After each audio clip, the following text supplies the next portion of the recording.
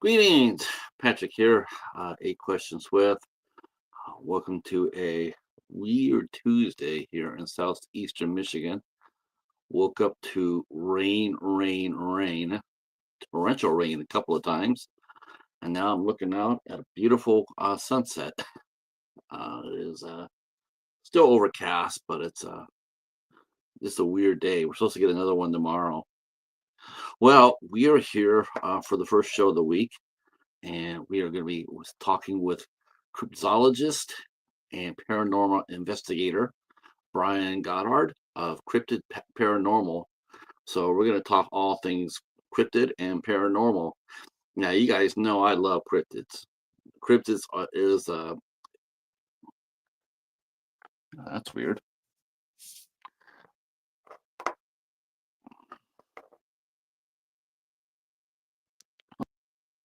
Hold on 1 second.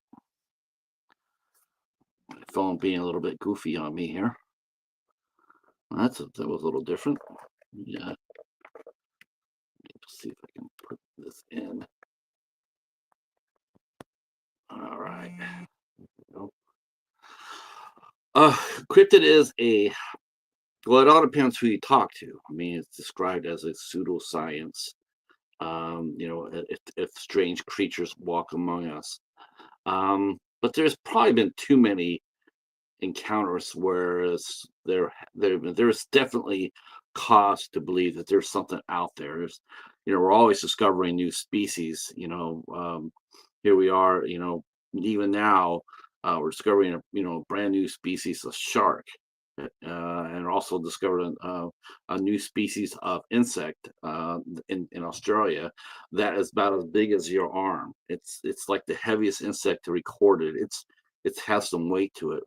The point is, we're always getting new species, new animal types, and who's to say what we don't? Who's to say? We don't know exactly. We don't know exactly what's going to happen. As far as or what we're going to discover. Okay, now that's twice now it's done that.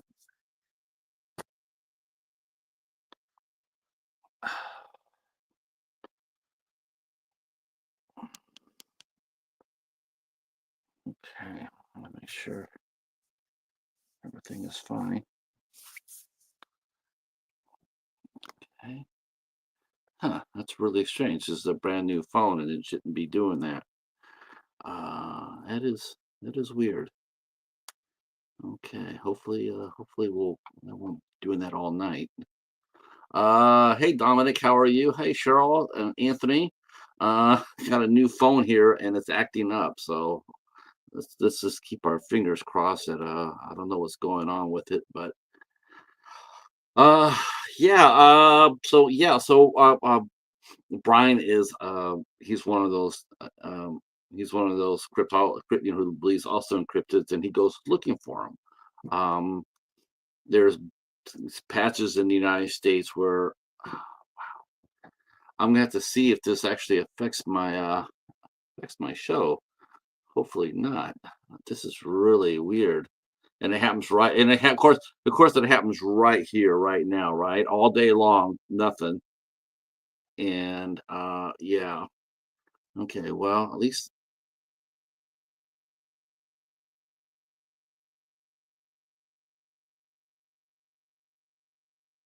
oh my gosh, this is not good.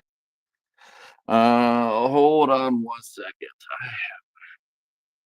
Let me uh, let me go out and come back in and see what's going on.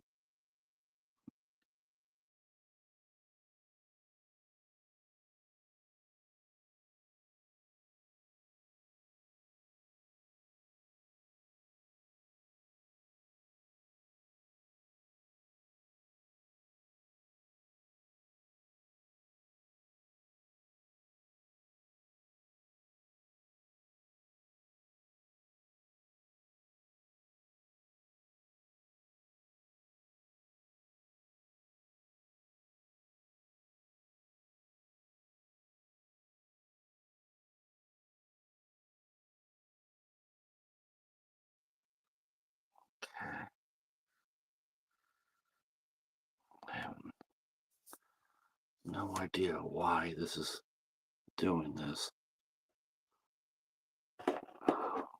This means I have to go down to. This is really frustrating. Yeah, this is the first time it's ever acted up, but I'm gonna go try something real quick, just in case.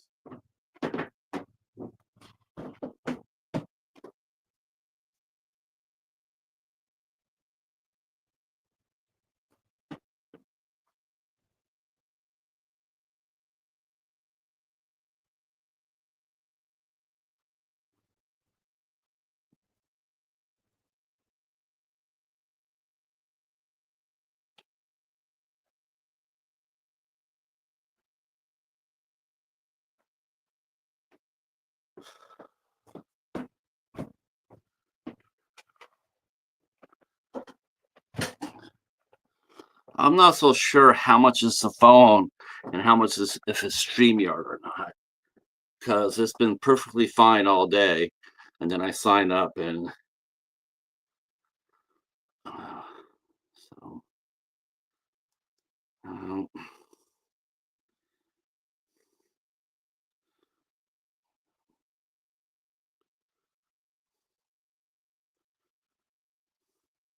okay.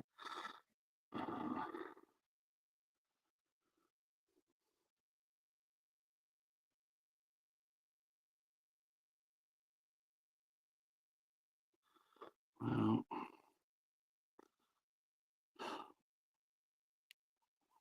well, this is not fun. All right. Well, we'll just, of course, we are doing paranormal tonight and cryptid, so I guess I should have expected this. Um, hey, Lady Valerie, how are you? Hey, Jerry. Hey, Caveman. And Anthony is here, and we'll keep our fingers crossed. So far, so good. I had no idea what's maybe a spooky time. I don't know. Um, anyway, Brian is he is a paranormal investigator. He's done several investigations. And it's interesting is he mentioned, which I didn't know about this, that I knew that I know that Sasquatches people talk about Bigfoot roaming around, and there is a large patch of ground in Ohio, a huge massive park that seems that oh, okay, the real Bigfoot murder case here. No, no, I would not be surprised. I mean, I think the evidence. Me and Brian were talking about this earlier off camera, and we'll talk. Well, actually, I'm going to save that because I want to talk about that when he gets here. But I think it's interesting. It seems like the more advanced that we get in technology, the less you hear about these creatures, right? Like you don't really mean yes, you have dedicated investigators like Brian uh, um, and other paranormal groups and cryptologists, um, but not in the public eye. It's now like it's almost like a niche thing, right? Whereas when I was growing up, I can't tell you how popular the Loch Ness monster was. Man, and the same thing with Bigfoot. There were documentaries on Bigfoot. There were documentaries on the Loch Ness monster, if it was real or not. Um, and I mean, it was they have week-long specials on our TV stations, sort of like Shark Week, as is on Discovery Channel. They used to have that back in the '70s. They used to have a week of just dedicated Bigfoot programming. And of course, you go back and probably look at it now, and it'd probably be a little bit silly. But the fact of the matter is, it was really, really popular. And people were going out there looking for Bigfoot. They were doing the same thing back in the '70s, and probably way before that, as they are now. But the general public himself, we don't hear about it so much because of the overwhelming amount of news, but we don't get any information. We don't get any new information. Nothing really gets to the surface of in the public's eye. Same thing with the Loch Ness monster. We don't know. if Nessie is there. Was she ever there? I mean, who's to say that she was there? She died, and they took the bones out. I mean, if I'm a government, I have access to satellites. I'm gonna poke that down. It's gonna be worth it's gonna be worth it to have a satellite hit the lot and hit the lake. And who's to say that there really was something there? Could you imagine that? Could you imagine the oval? I mean, it would just be one of the biggest things of the century if they actually discovered that there really was a dinosaur that lived in the Loch Ness. Now, again, a lot of people could sit there and say, "Well, that's just silliness." Well, you have Jurassic Park, which is based on science. They're still trying that today. They're still looking to bring the dinosaurs back. They are looking to do that. They're looking for active DNA. They're trying to bring it back. It's not fantasy. It's not just imagination. It's reality. Um, let's see. My cryptid is Mothman. Yeah, I've heard about that. See, Ben said him and his friend were fishing. When they came back, they saw a pack of Bigfoot. He thought his friend was going to sacrifice, so he took out his friend first. Oh my gosh, really? Who's to say, right? Who's to say? And the thing that is so easy to in today's public, the way the media is controlled today, it's so easy to squash whatever you don't want out there. It's so easy to discredit. It is. It's you could stream you could do a live stream with you eating lunch with Bigfoot, and believe me, by 5 o'clock it could be scrubbed from the net, um, because they don't want you to know. And they don't want the general public to know. One, they don't want a mass of 1 million people going out there trying to find Bigfoot. Um, I don't know. I'll be honest with you. I really don't know if there's a Bigfoot or Loch Ness monster, but I think there is a strong possibility of it. There's a strong possibility because in this world of today, of course, now you get all these all these conspiracy theorists, which is part of the government's disinformation plan. What's the best way what's the best way to hide the truth? By not hiding it. It's like or just let them run. Just let them run. And then, and that's what will happen. People will just, they look at him and they see him running and he's talking, and next thing whatever true science or true facts or true clues that the person may have had, it's all wiped out. With just a few nods here and there. Um, Yeah, they did a movie on that, the Mothman Diaries, or I think it was called. I had that movie. I have not watched it yet.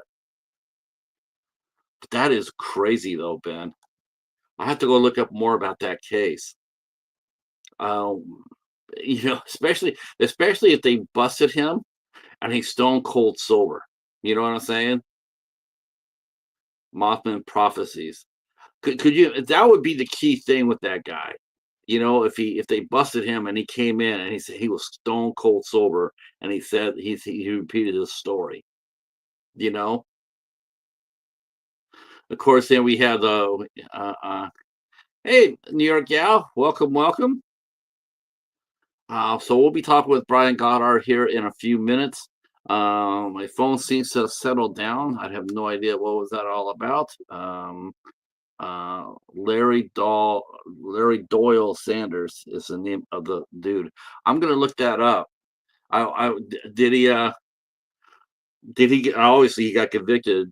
Did he get convicted of murder, or was he declared insane? I'm sure he got convicted. Wow. I've heard cases of the occult where they do that stuff too, and religious fanatics too. They do that sort of thing too, so it's not unheard of. People, people get frightened really easily. All right. Well, now things to be settling down. Okay, so I can tell you what's going on here in here on the channel. Uh, got some new film reviews up. So we got some new reviews up. Dollar Theater is still going strong. Uh, we just um, we just released our review of a movie called Murder of a Cat, which is a dark comedy, which was pretty interesting. Um, and I It was different, that's for sure, different. Um, and then of course this week we're also doing action. We're doing Action August. So for the next couple of weeks we're doing action movies, and you guys can vote on what me and the cheetah watch as far as action goes. Somebody already sent me a text saying that why don't you just show the cheetah in action? That might be a good idea, but I like my feet. If I did that, or if I try to give them some treats, I mean, I might lose a hand or two. I don't think that's kind of action we want to see. But we are doing action and adventure in The Last Dragon. Man, I watched that movie recently. I you know I you know what I would tell you about that, Ben? Now, Julius Curry played the Shogun in New York. Sure enough, right? Shogun of Harlem. Sure enough. But I gotta tell you, as much as I liked him in that role, he did a Western series called The Adventures of Briscoe County Jr., and he did it with none other than Bruce Campbell. It was Bruce Campbell's one big time of primetime fame. And unfortunately, it was unfortunately it came out on Fox. Fox was just getting going. So they were looking to do some programming. So they came up with this show called The Adventures of Briscoe County Jr. And it had Bruce Campbell and it had Julius Curry. For the first 13 or 14 episodes, it was like an arc. And what happened was they were Briscoe County was chasing down the man who killed his father, and then Julius Curry plays this bounty hunter who's after Briscoe County because he got set up for it. Um, they did that for the first season, but people were writing in saying, "Hey, instead of having Julius Curry's character chase Briscoe, why don't you have them come together?" And so that's what they did. They finished up their arc, which is unheard of. It was unheard of back then. I mean, they weren't doing arc, especially on a Western series. But after the first 14 episodes, they wrapped it up. Then they made it so that Briscoe County, and this is funny, Briscoe County and Julius Curry, they went to work for the government, investigating all sorts of weird things. Think of it sort of like a Wild Wild West, with not quite as much violence. It was a lot more fun. Um, and it ran for 30 episodes, which was completely unheard of for an hour-long series. Most series were 22 to 24 episodes long, and only 24 if they got the ratings to justify it. Well, this is Briscoe County's first episode, so first season. So there wasn't anything to go back on, so they just went with it.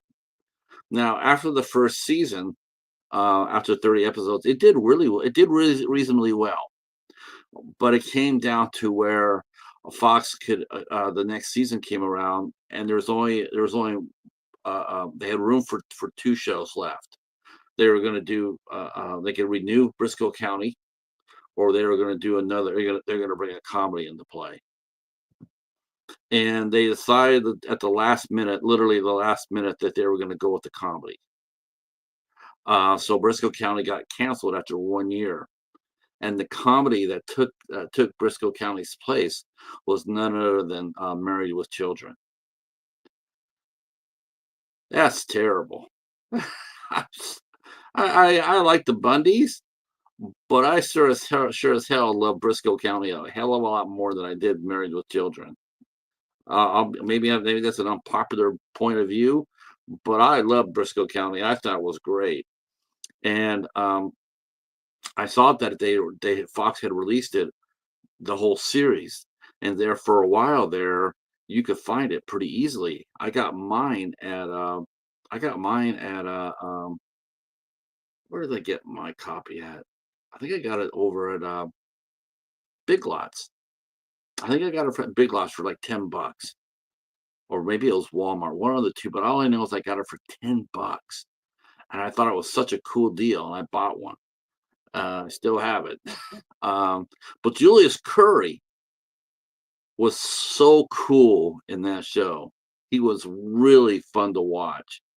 And I thought him and Bruce Campbell definitely were, and the funny thing is like when I see people talk of Bruce Campbell and they talk to him a lot at all the different conventions, man, I hear like people talk about Spider-Man, they talk about, Evil Dead, Ash versus Evil Dead. I mean, they talk about those, but me, if I got a chance to talk to Bruce Campbell, first I would tell him that Bubba Hotep was brilliant. That was brilliant. But man, I would love to hear some stories about Briscoe County Jr. That was fun. All right. My my guest should be here momentarily. I put my Facebook up to make sure that if he needed to ping me, he'd be all right. All right. Now we touched. Ben Grimm told a story about that case in Oklahoma, but of course we're going to ask this question a little bit later on as well. But I'll ask it now just to get some conversation going. But has anybody ever had an encounter with a paranormal spirit or a cryptid? I have never run across anything with a cryptid wise. Um, Paranormal, yes, yes. I've had my fair share of fun and adventure, but I have never encountered a cryptid. Um, I know that it's very passionately, people are very passionate about it. Um, there's a lot of, and there, I know it's called a pseudoscience, which I think is a disservice. I do. I think it's a disservice. I think that there's enough there. And who's this? Honestly, who's to say? I mean, isn't cryptids something like creatures we haven't seen before, or that we suspect that they are? I think that every new species that we discover now, I think that in a way, aren't they cryptids? Because we don't know who the hell what they are. All we know is that they're there. It's like until they catch them and then they put them. They give them their species or whatever. But until that time, I mean, they're unknown creatures. Imagine being down there deep in the Mariana Trench and see all these weird fish and stuff like that. Man, you're just going to be sitting there looking at that going like, what kind of creatures are these? Because you just don't know what they are. And who's to say that if there is a Bigfoot creature, who's to say that, who's to say?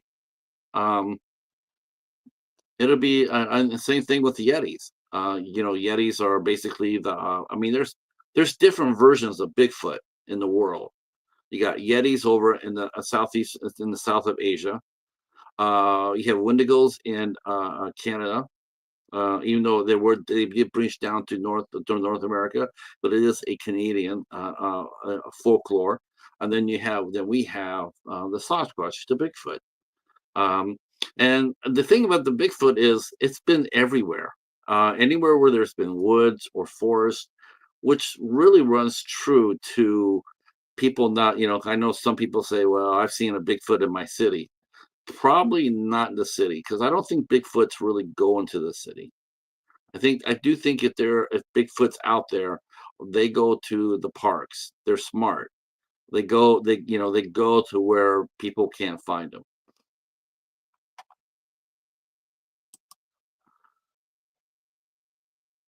Okay.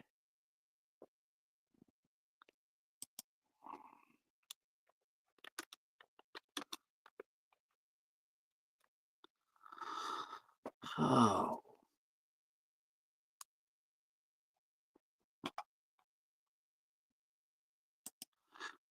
I remember in the 70s there was a TV show called, and this really this was like if you talk to people of the show, they will tell you that this is their favorite episode.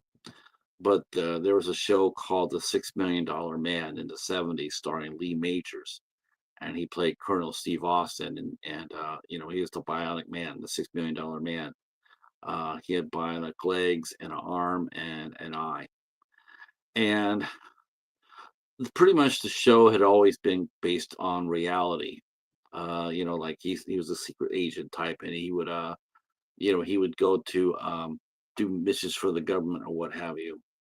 And then they got then the series they, you know, decided to do a little bit more fantasy, more you know, more fantasy science fiction. So they had Steve investigate some people gone, you know, that have been seeing a strange creature, a Bigfoot, around a logging camp. So, you know, and they sent Steve Austin to investigate it. And so Steve Austin goes, investigates, and sure enough, you know, he discovers there's a Bigfoot creature. And so Steve and the Bigfoot, they have a brawl. And at first, Steve, Steve is he was getting waxed. And then the Bigfoot came and got him. You know, came and you know and knocked him down and then ran. And then Steve went inside this he went inside this where he saw the Bigfoot went to, and it turned out that the Bigfoot was also like it was like an android, and it was a species, an alien species had crash landed on Earth. And so while they're trying, you know, while they're watching us, you know, they're trying to fix their ship. So Steve had to go in there and help them, you know, to get off the planet. And it was such a popular show, and I really think that it inspired a lot of, you know, I remember the surge of interest in Bigfoot when that happened. Not so much the robot Bigfoot, mind you, but just the Bigfoot in general. It was a very popular. It was a very popular episode. So much so that they came back. They did two more. They did two more episodes. I did an episode. I did another one with Steve Austin, and then they did one with the Bionic Woman. If I'm not mistaken, I do believe it was Ted Cassidy, the gentleman who played Lurch in Adam's Family. I think it was either him or I want to say it was him, but he played the Bigfoot. It was a lot of fun. That show was a lot of fun, and they got a little bit more out there as the show went on because you know you could only send Steve on so many secret missions, right? You had to bring in some whimsy and some fantasy into it. So and you know it worked. Of course, two other shows I could think of that really you know really embrace the cryptid storylines was the X Files. Wow, right? I mean, when you think of cryptid series, you know you know of promoting the fact that there you know there could be out there. The X Files, they managed to do that, and they managed to do it very very well. I mean, it ran for 10 years, 10 or 11 years. I know the original cast left after the ninth year, but still, every Friday we will be in, and I believe me, the iron is not lost here. We'd be on Fox TV watching, watching the X Files, and they would have several different episodes where, you know, uh, David Duchovny's character's sister had disappeared, and he was looking for her, and they went across all these different type of cryptid creatures, all sorts of aliens, or just you know who the hell knows, right?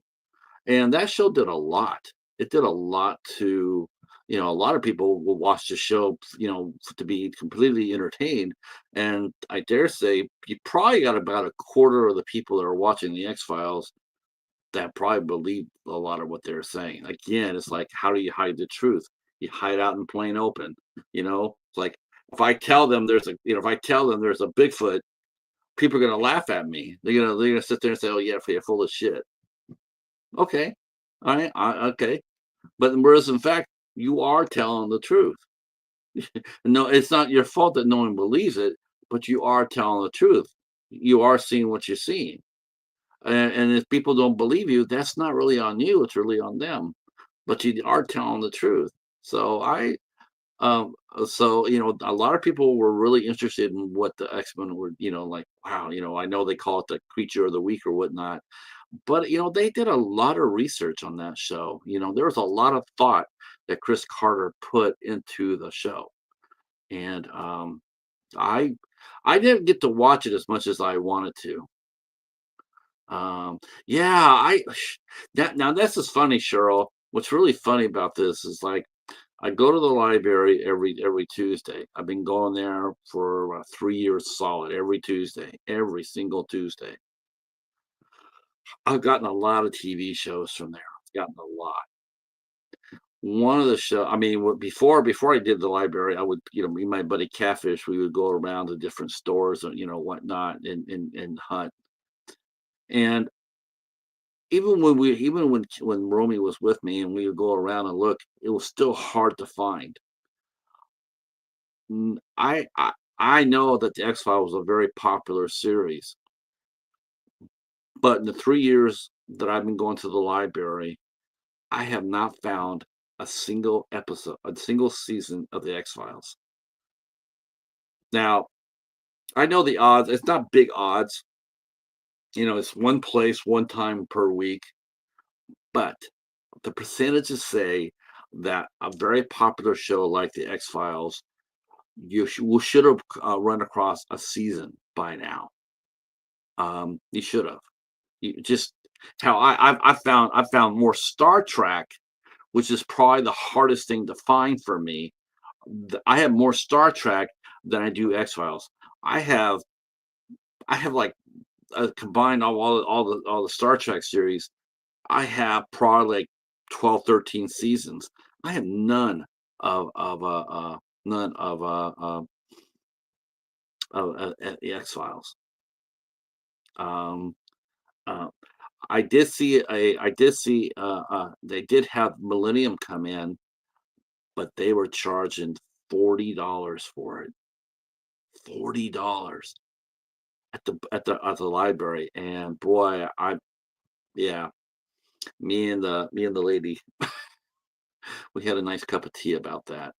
Um, but I would have thought that I would have run across a season by now. Have not come across a season. I'm not so sure people actually gave up their X Files. I think there's a lot of people out there that have held on to that series. I really do. I think there's a lot of more people out there. I mean, the people who bought the series believed a lot of what was being told to them through the stories. Um, I don't know where my guest is at. I'm gonna have to ping him again and go like, "Hey,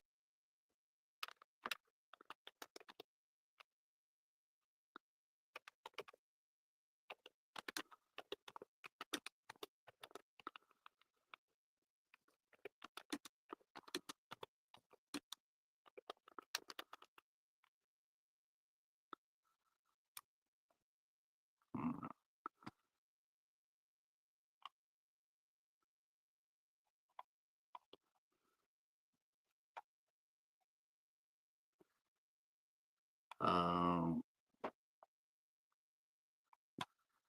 let's see."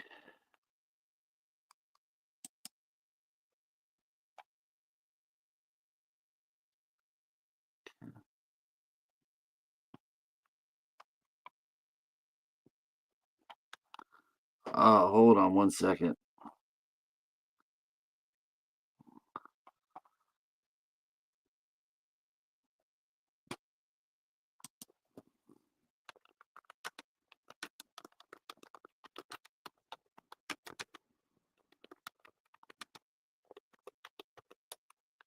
So it is StreamYard that is acting up. Wow, that's just insane.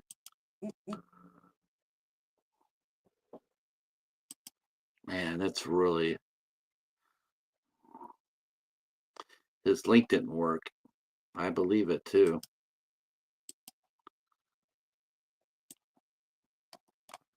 I believe it. Let me send him his let me send him a fresh link here and see, you know what it is, see? It's people don't want us to be talking about this.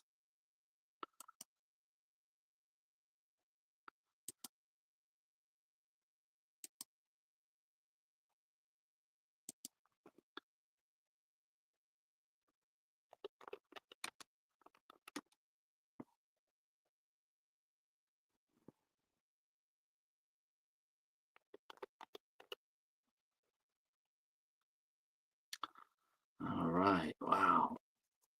Well, StreamYard is really really messing up here today. Waffles is here. Definitely Waffles is here. Channel YouTube's most horror channel name is back. Um, wish you were here during the whole of baseball season when both our teams are doing well. So okay, so Brian's going to be coming in here now because now that I actually sent him, that's so weird.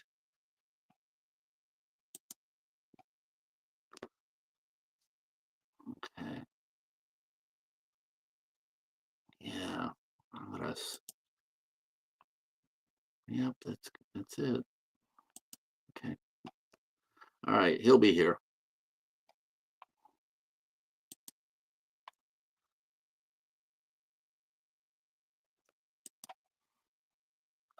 Oh, okay, awesome. Take pictures. Take lots of pictures. The other series I really enjoyed a lot. It was not live action. It was not live action, but I certainly loved it anyway. It was a cartoon, and I remember finding part of a season at Dollar Tree. Um, and I was like, okay, what is this show? And it was called The Secret Saturdays. And so it came out on Cartoon Network, and I looked on the back of it. You know, I looked on the back of it, and on the voice actors, that's what's got me. I had Nicole Sullivan and I had Phil Morris, and I'm saying I'm so there. So I bought the season that I had, or the it was like the season one, volume one. So they divided the season up into two. So I got that, and I said that's what I'm going to watch. I'm going to check this out. Wow, that was a very cool cartoon. Very cool, and it wasn't just for kids either. It wasn't definitely not just for kids. I was really surprised at how mature the series was. You know, like it was not your average cartoon. You know you know, of course, I got to say this. I got to say this. And it's really funny because I see people watching like old Bugs Bunny cartoons or old Tom and Jerry cartoons, and they sit there and say, or Popeye, and they go like, "Man, that's when cartoons were great, man. Nothing will ever take the cartoons away from yesteryear." I just want to sit there and say, "What are you nuts?"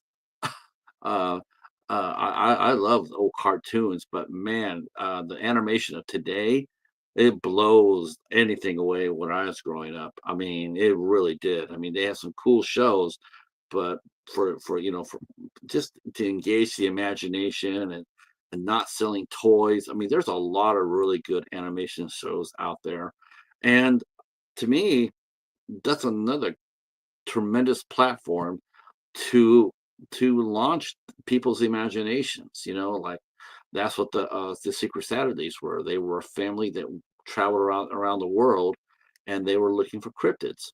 That's what they did, and they had their son and a cool creature, and that's what they did. And they had, and it wasn't just, you know, one of those 5 minute, you know, everything's going to be all right type of cartoons. It had some thought some thought into it, and the writing was really good as well.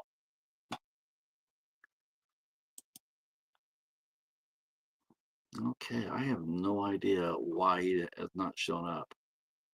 I have given him the link twice now.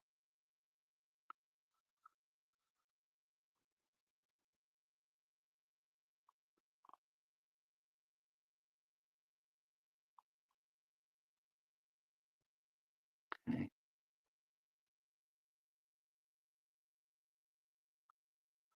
Okay. All right.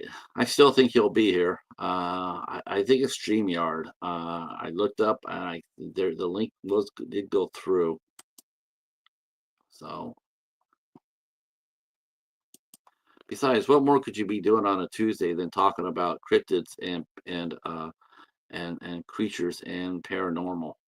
Um, Speaking of paranormal, I guess it's almost that time. The last Conjuring movie is going to be coming out, and that also deals with the supernatural and ghosts and stuff like that. I recently just saw. I know the movie Weapons has come out. That's a supernatural horror. People are really digging the story for that.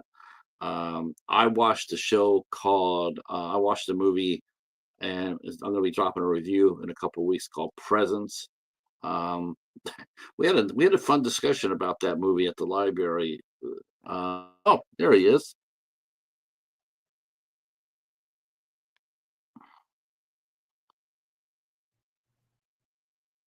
Doing?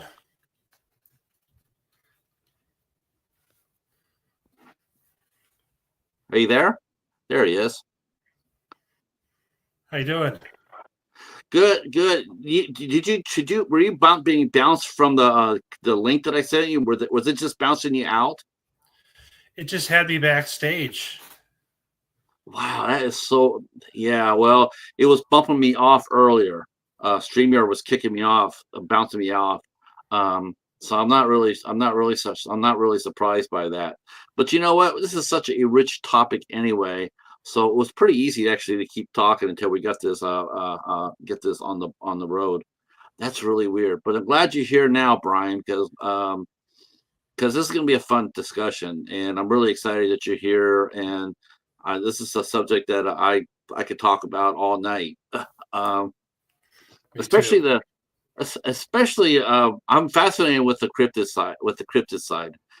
See, I've had paranormal experiences that I've had, but I have never had a cryptid experience, and I really like to have one. I'd like to be able to sit there and go fishing one day and then go and see Bigfoot down the stream. That would be just like, that's everybody's dream, right? That it is. Um, so now your company is your investigation company is Cryptid Paranormal. So you do both cryptid hunting and paranormal hunting. I guess my first question to you would be, what would you do if you ran across both of them at the same time?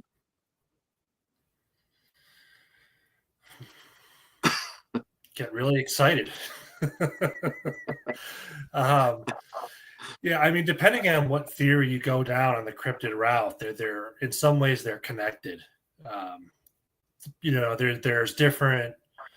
I guess hypothesis would be the correct word on where Sasquatch comes from, how he stays hidden, things like that. There's one school of thought that believe that he's some kind of an interdimensional being. It's more of a newer trend over the last 10 or 20 years or so, it seems like.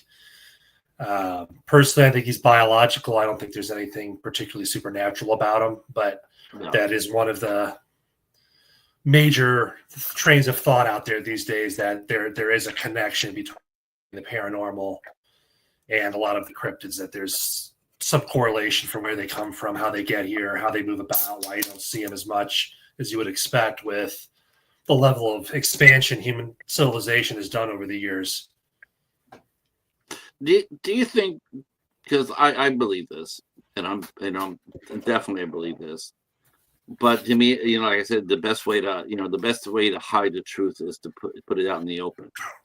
And I just feel like when you hear people do that, talk about those theories, you sort of wonder, like, so where did they come from? Like, you just can't really wrap your head around that somebody's down there in mom's basement thinking about this. you think about it, it's a lot bigger than that. To me, it's like I'm gonna go ahead and I'm gonna spread some more disinformation by saying that it's an interdimensional being.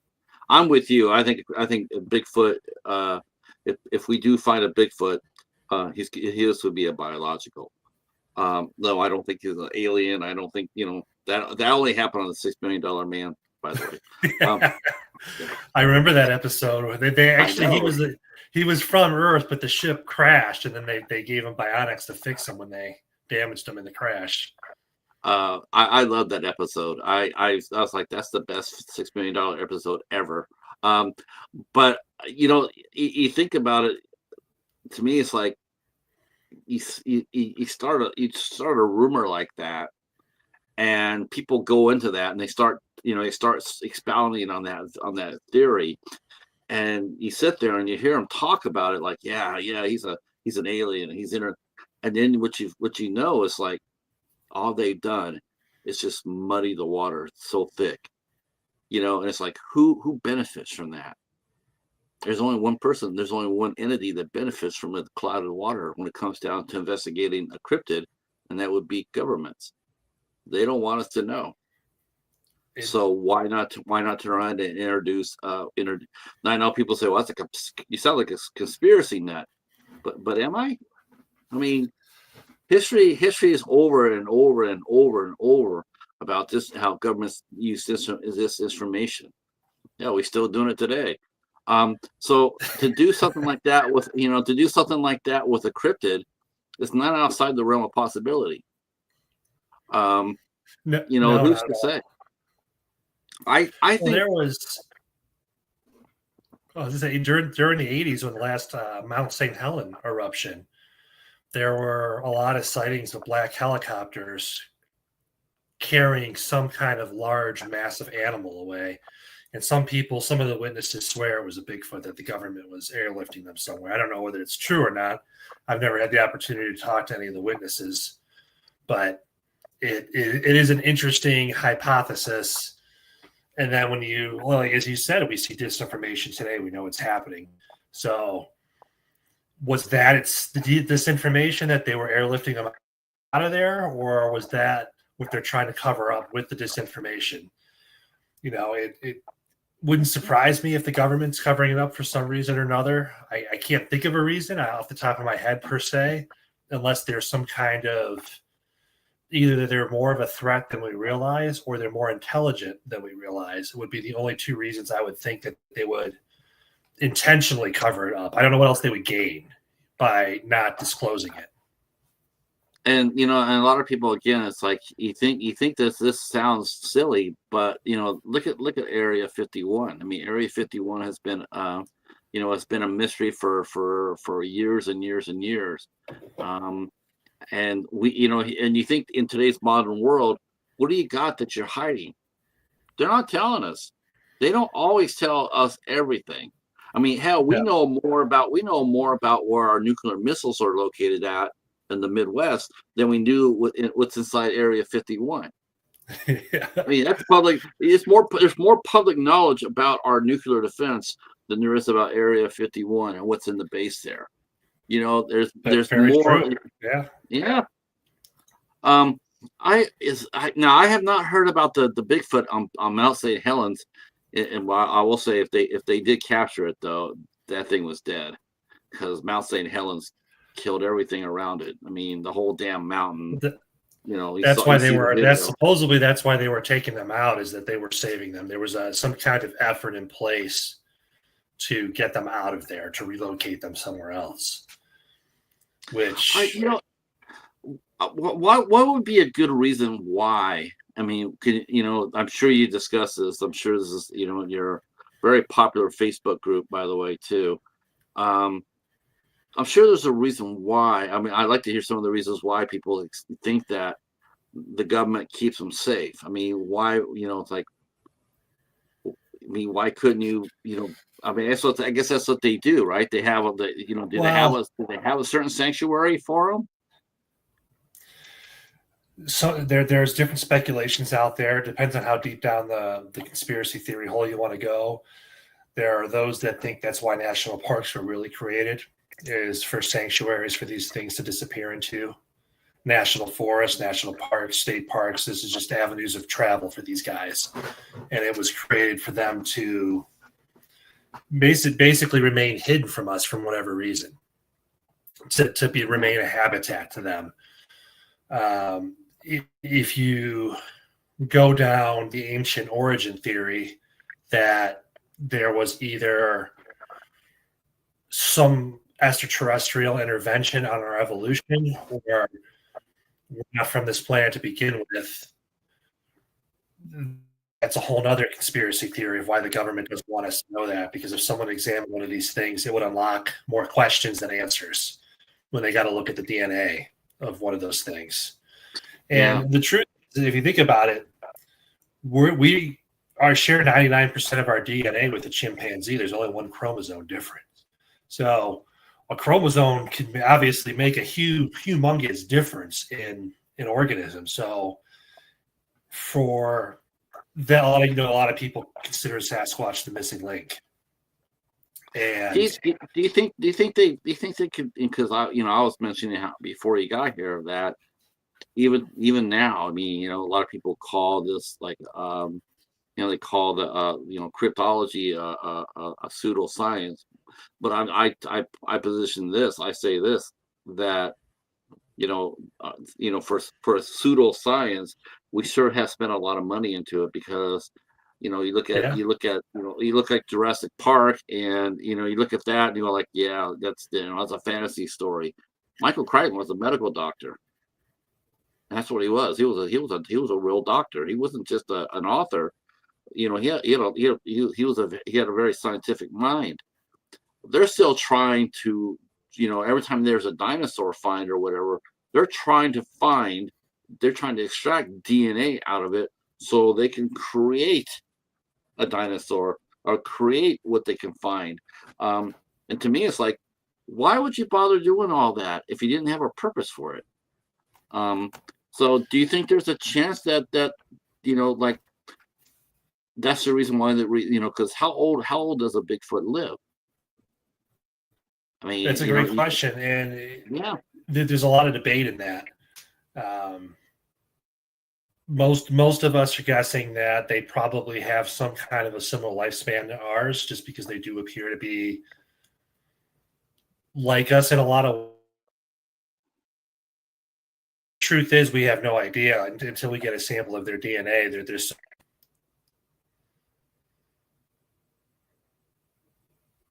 Now I'm starting to think I know. So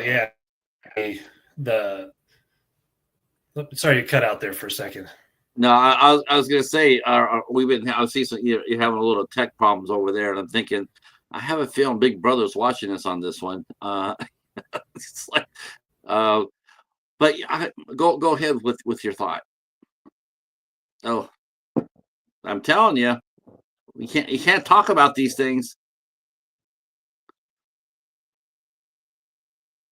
See, soon as we start talking about Bigfoot, look what happens.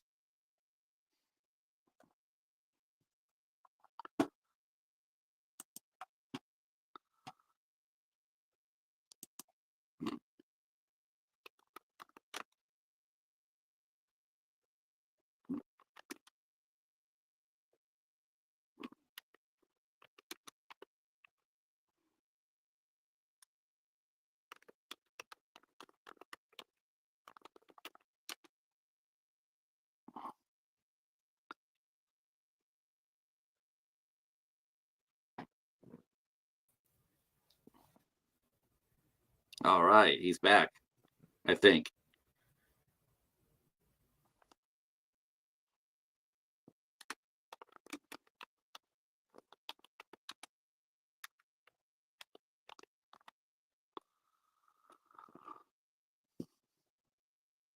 All right, sheesh, I'm telling you, I'm starting to.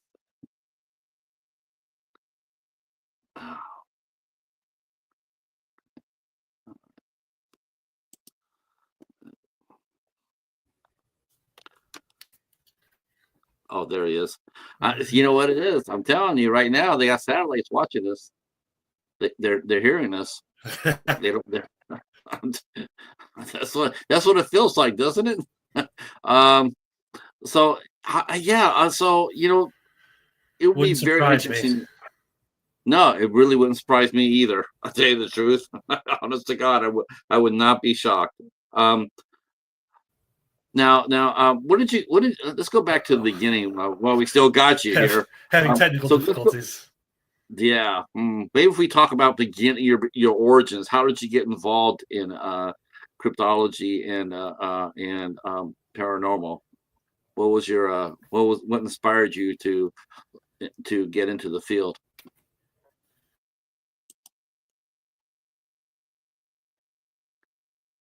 And he got froze again. Oh, this is just weird.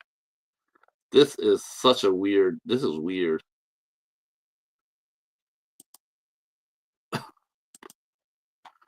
First me, and then him. Yeah, he got kicked out. Yeah.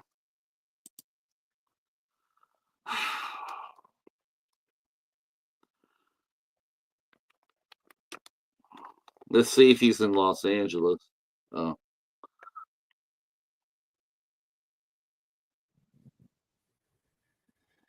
Where are you at, Brian? Where are you in California by chance?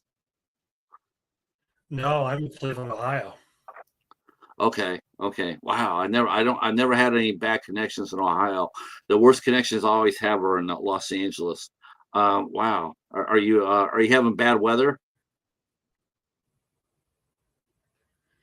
No, I have full bars and everything is So it's just StreamYard.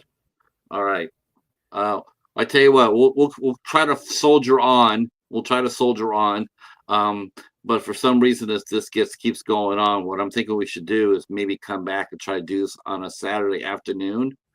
And so I think we'll have less traffic. Maybe that's what's going on too, and maybe we'll have a better chance of because I'm totally fascinated, and I think it's funny as hell that we're getting kicked out.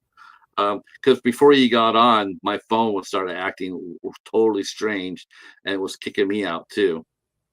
So I was like, okay, my phone hasn't been acting up at all. I just got this phone, and now all of a sudden now we're gonna go be talking about cryptology and paranormal. Now my phone's decides it wants to be haunted. All right, that's par for the course. So anyway, tell us a little bit more about your origins in the paranormal or in the cryptids. okay. I've always been obsessed with cryptids and the paranormal as a whole, as far back as I can remember. A lot of unsolved mysteries in the 80s, growing up watching sightings in the 90s, things like that. And it was just always fascinating to me that there's something out there. I like the mystery. It's intriguing to me. I like the idea of searching for something. You know what I mean? And Yeah. when I was about, go ahead. Oh, when I was about 16, my parents had a place. I grew up in the west side of Cleveland, but they had a place we used to camp out at the weekends in Pennsylvania. And my best friend and I were playing paintball at night, of course. We decided to go out as like 10, 11 o'clock at night, somewhere between 10 and midnight in that neck of the woods. And we were taking shots at each other all weekend. This was the second night we were there. So we figured we'd change it up and go out at night, maybe take some laser pointers and tape them to our guns. They were just cheap Walmart paintball guns. They weren't anything crazy. We were just wearing t-shirts, you know what I mean? But Right. still, it was fun. And I had planned the double back, and I was going to sneak up behind them. And I thought I had done that. And there's a pond in the back of the property, and I went around the pond, and I saw him in the woods, and I had this big grin on my face, and I'm slowly working my way closer. Just taking my time. Still doesn't seem like he doesn't seem like he knows I'm there. And then I started shooting. And I'm like, man, I swear I hit him. Shot a few more times, and I'm like, I've got to be hitting him. I mean, I get, it's pitch black out, but he's a big guy, and it's like Right. not that hard to hit him, And then, I took a few more shots, and nothing's happening. So I started to walk closer to it, and when I got closer, he started standing up. And just for perspective, I'm 6'8", and I was at that time, I was already 6'8" when I was 16. So this, kind of shadowy figure started standing up, and I still think it's my buddy PJ. And all of a sudden, wait a minute, he's almost as tall as I am, and he's still going. And this thing, by the time this thing stands up and starts to turn around, it had me by 2 or 3 feet. And it didn't finish turning around. I was running. I mean, there was just no way I was gone. Because my parents had that property since I was a little kid. We'd never seen anything like that on there. There are no grizzly bears in this part of Ohio or Pennsylvania. There's very few black bears, if any, at any given point. Even a black bear is only 6 feet tall to begin with, at most, typically. But, this thing is taller than I was, and it was huge. So as it was turning around, I didn't stick around to take a closer look at it. I took off running. Well, it turns out PJ had the same idea as me and doubled back and thought he had me pinned down, and he was shooting from the other side, probably around the same time I was, because I came out onto the main trail that he was on, and I stopped to turn around to see if it was following me, and he almost plowed me over. Because he was. Now, were you guys making noise? Were you guys making noise when you were shooting at each other, or like? When I thought it was him, I was laughing when I was shooting. Right. I'm sure he was laughing when he was shooting, thinking it was me. But he almost plowed me over, and we looked at each other, and then we looked over, and there's something in the woods that's massive, was kind of walking towards us, and we looked at each other, and just you've never seen us run so fast in our lives, and we weren't interested in sticking out, because when we both realized if it's bigger than me, then what could it possibly be? It was just, when you see it out in the wild like that, like I would handle it differently now, especially since I've had an encounter before. I'd probably stick around and try to communicate with it, but no doubt, or at least try to, if he could, at least try to preserve the ground the best you could, because something that big is going to leave a footprint, so you want to preserve that. And it's not wearing shoes. Well, we looked for prints the next day. So we ran back. There was a trailer on the property that we were used to sleep in. And so we ran back, and we flew in the door and locked it. We checked out the back window. After a few minutes, we looked out the blinds to see if there was anything back there, and there wasn't. And we sat up the rest of the night. We didn't go to bed until the sun came up. And were you a little nervous to tell your folks? I mean, were your folks living, or your folks there with you sleeping? Oh yeah, they were. They were already out cold. They're not night people like we were, so they were out cold. My brother was out cold. And we were real hyped up though. There was no sleeping for us. We're pacing back and forth.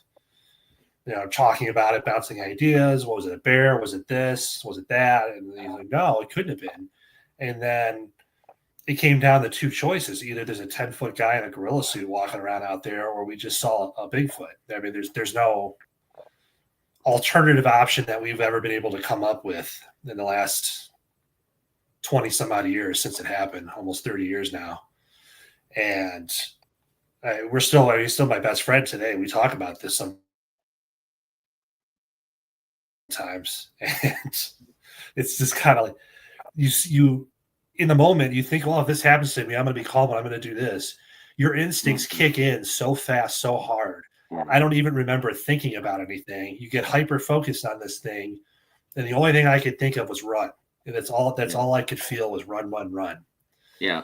And the next day when we woke up, we slowly ventured our way back there, looking around, taking our time, and we looked over the area, and we could find the paintballs on the tree. That wasn't hard enough because we didn't hit something with every shot. So there were paintballs on the trees on both sides. We had a pretty good idea of where it was.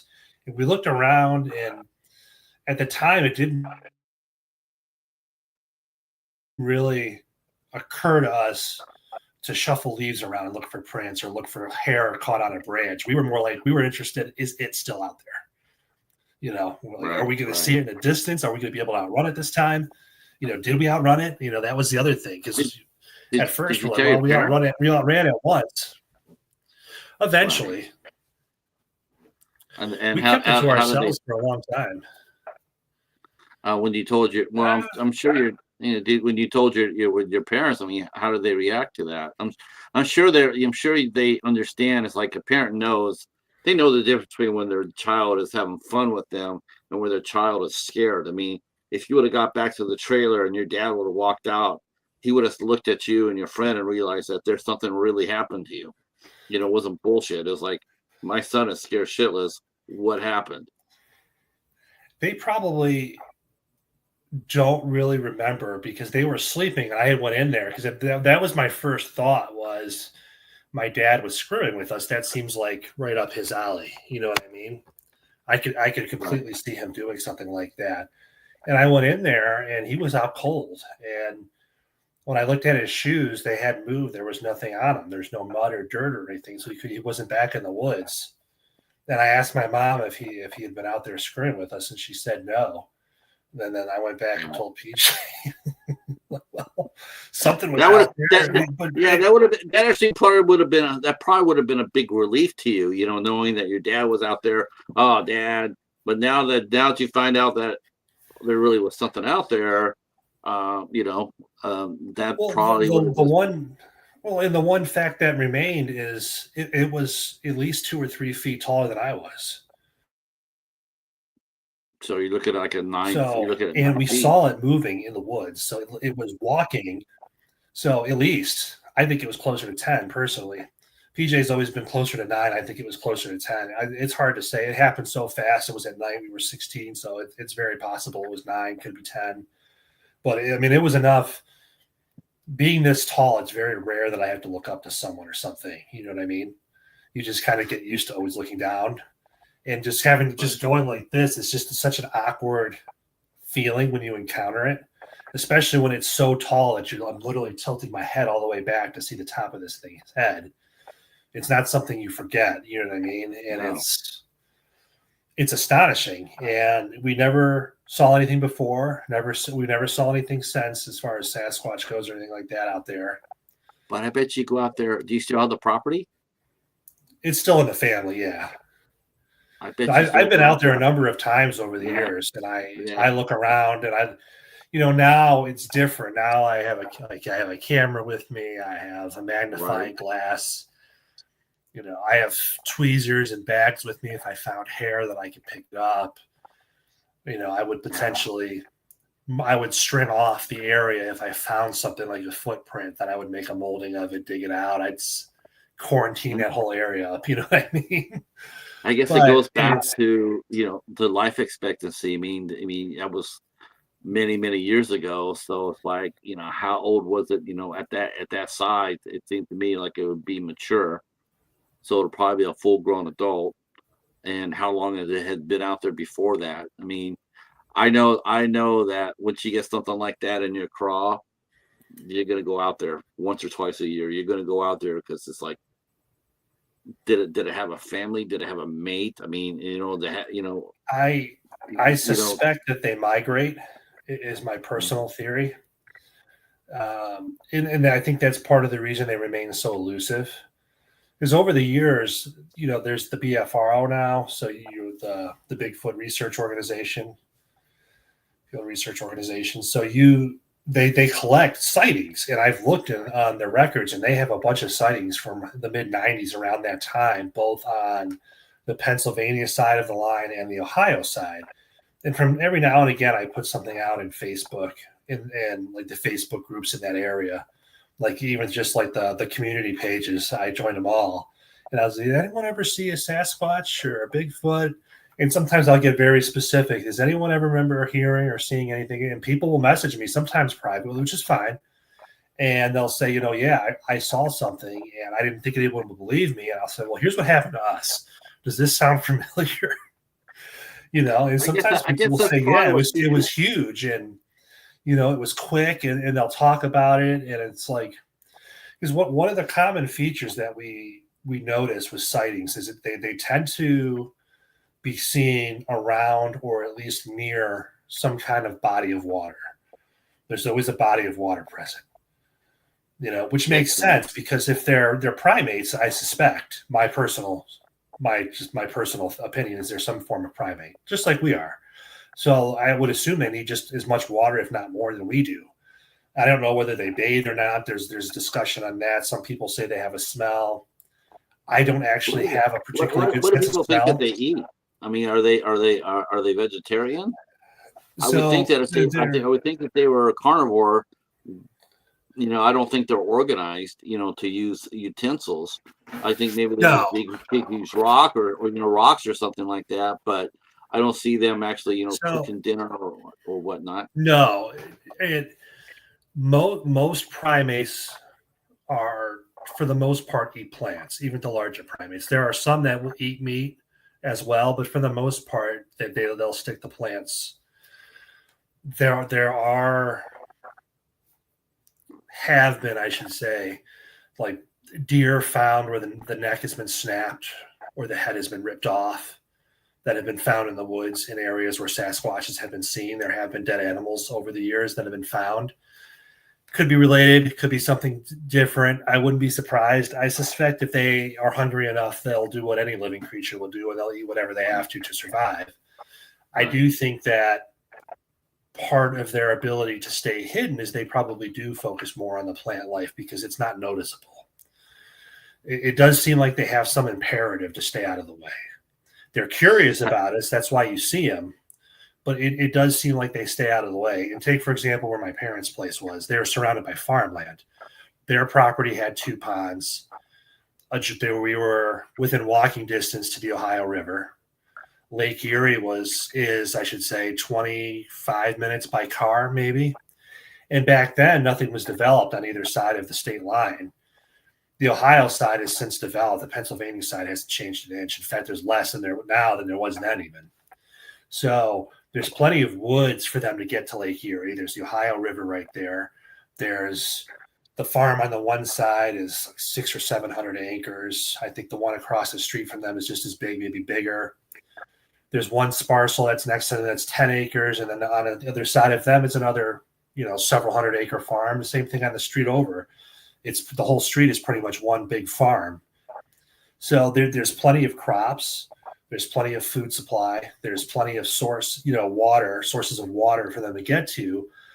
I suspect what happened, the reason we saw it that night was it was probably passing through on a regular, just kind of routine, because there would be 2-3 months that would go by between visits, or sometimes we'd be out there every weekend. Sometimes we'd stay the week if we didn't have school, but it very well could have been under the impression that no one lived there. It may have thought that there was unlikely it was going to see us because when we weren't there, the grass gets tall. There's no real sign of human presence when we weren't out there, Right. So it probably was just a surprise to see us. I think the paintball guns were weak. So primates tend to have a thicker skin when we do, plus all their hair.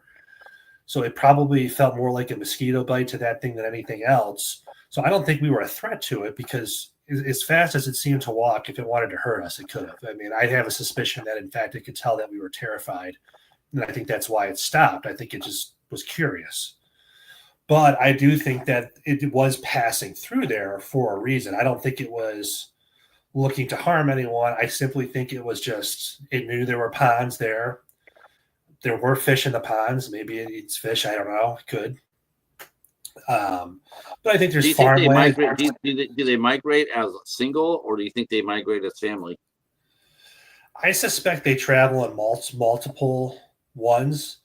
And I say that because if you look at the bigger sightings, take Ape Canyon, for example, there were multiple Sasquatches seen once the first one was detected a threat and became threatened by the miners. And when the miners shot one of them, the others went after the body. They wanted it, and then they were all gone. And that seems to be the case in a lot of hot spots, is you see multiple ones, and you get a lot of reportings.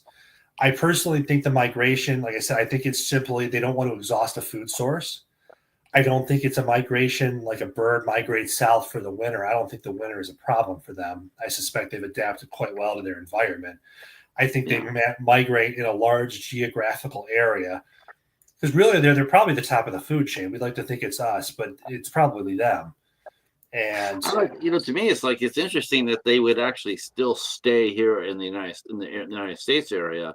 You would think with all the people and the noise that they would actually migrate toward, toward Canada. Like it would be wow, more feasible for them to live there and live there in peace. I mean, it's got to be like it's like you hear about cougars all the time in California, or bears. Bears or living in or coyotes. They're living in a human habitat. And they've adapted to that. But I don't think this is not their first choice. They're there because they have to right. be there. There's really no place for them to go. And, And for we're not Bigfoot, as. Oh, go ahead. Sorry. I'm just thinking. To me, it's like, do you think that they would have, as I'm sure every time, I'm sure that maybe while they had some wildland during Pennsylvania, Ohio. Let's just say for the sake of argument, let's say they migrate from North Dakota down to Mississippi, and then again they go through Ohio. Don't you think that every generation the trail would get smaller and smaller because of the human habitation, and that they would have to make adjustments to the migration paths? Oh, I'm sure they have over the years. The thing with Ohio is we have a lot of state parks. We have a national parks. We have a national forest, which is several 100,000 acres, which borders multiple state parks, which are tens of thousands of acres. So there's plenty of places for them to go. And in Ohio, just as an example, I know a lot about their patterns here just because I grew up here. So it was just the easiest thing to study. Where I live now in Lorain County, back in the 70s, there were a lot of Sasquatch sightings here. And by the 90s, it was almost non-existent. When I was in high school, where my house is right now, where I'm sitting, this was all farmland. There was nothing here. It's only been, in the last 30 years has this area been built up. As it's been built up, the Sasquatch sightings in southern Ohio have increased as Cleveland has expanded.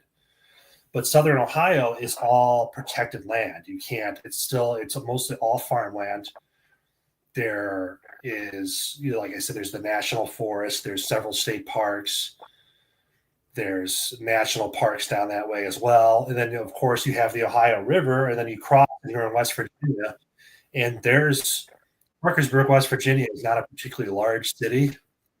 When you get onto the other side, really anywhere you cross, Wheeling, Parkersburg, it doesn't matter. They're not massive cities. It's still extremely rural, the West Virginia is. Yeah. And it's very mountainous. It's very dense and very thick. But for us, it's kind of a difficult climate.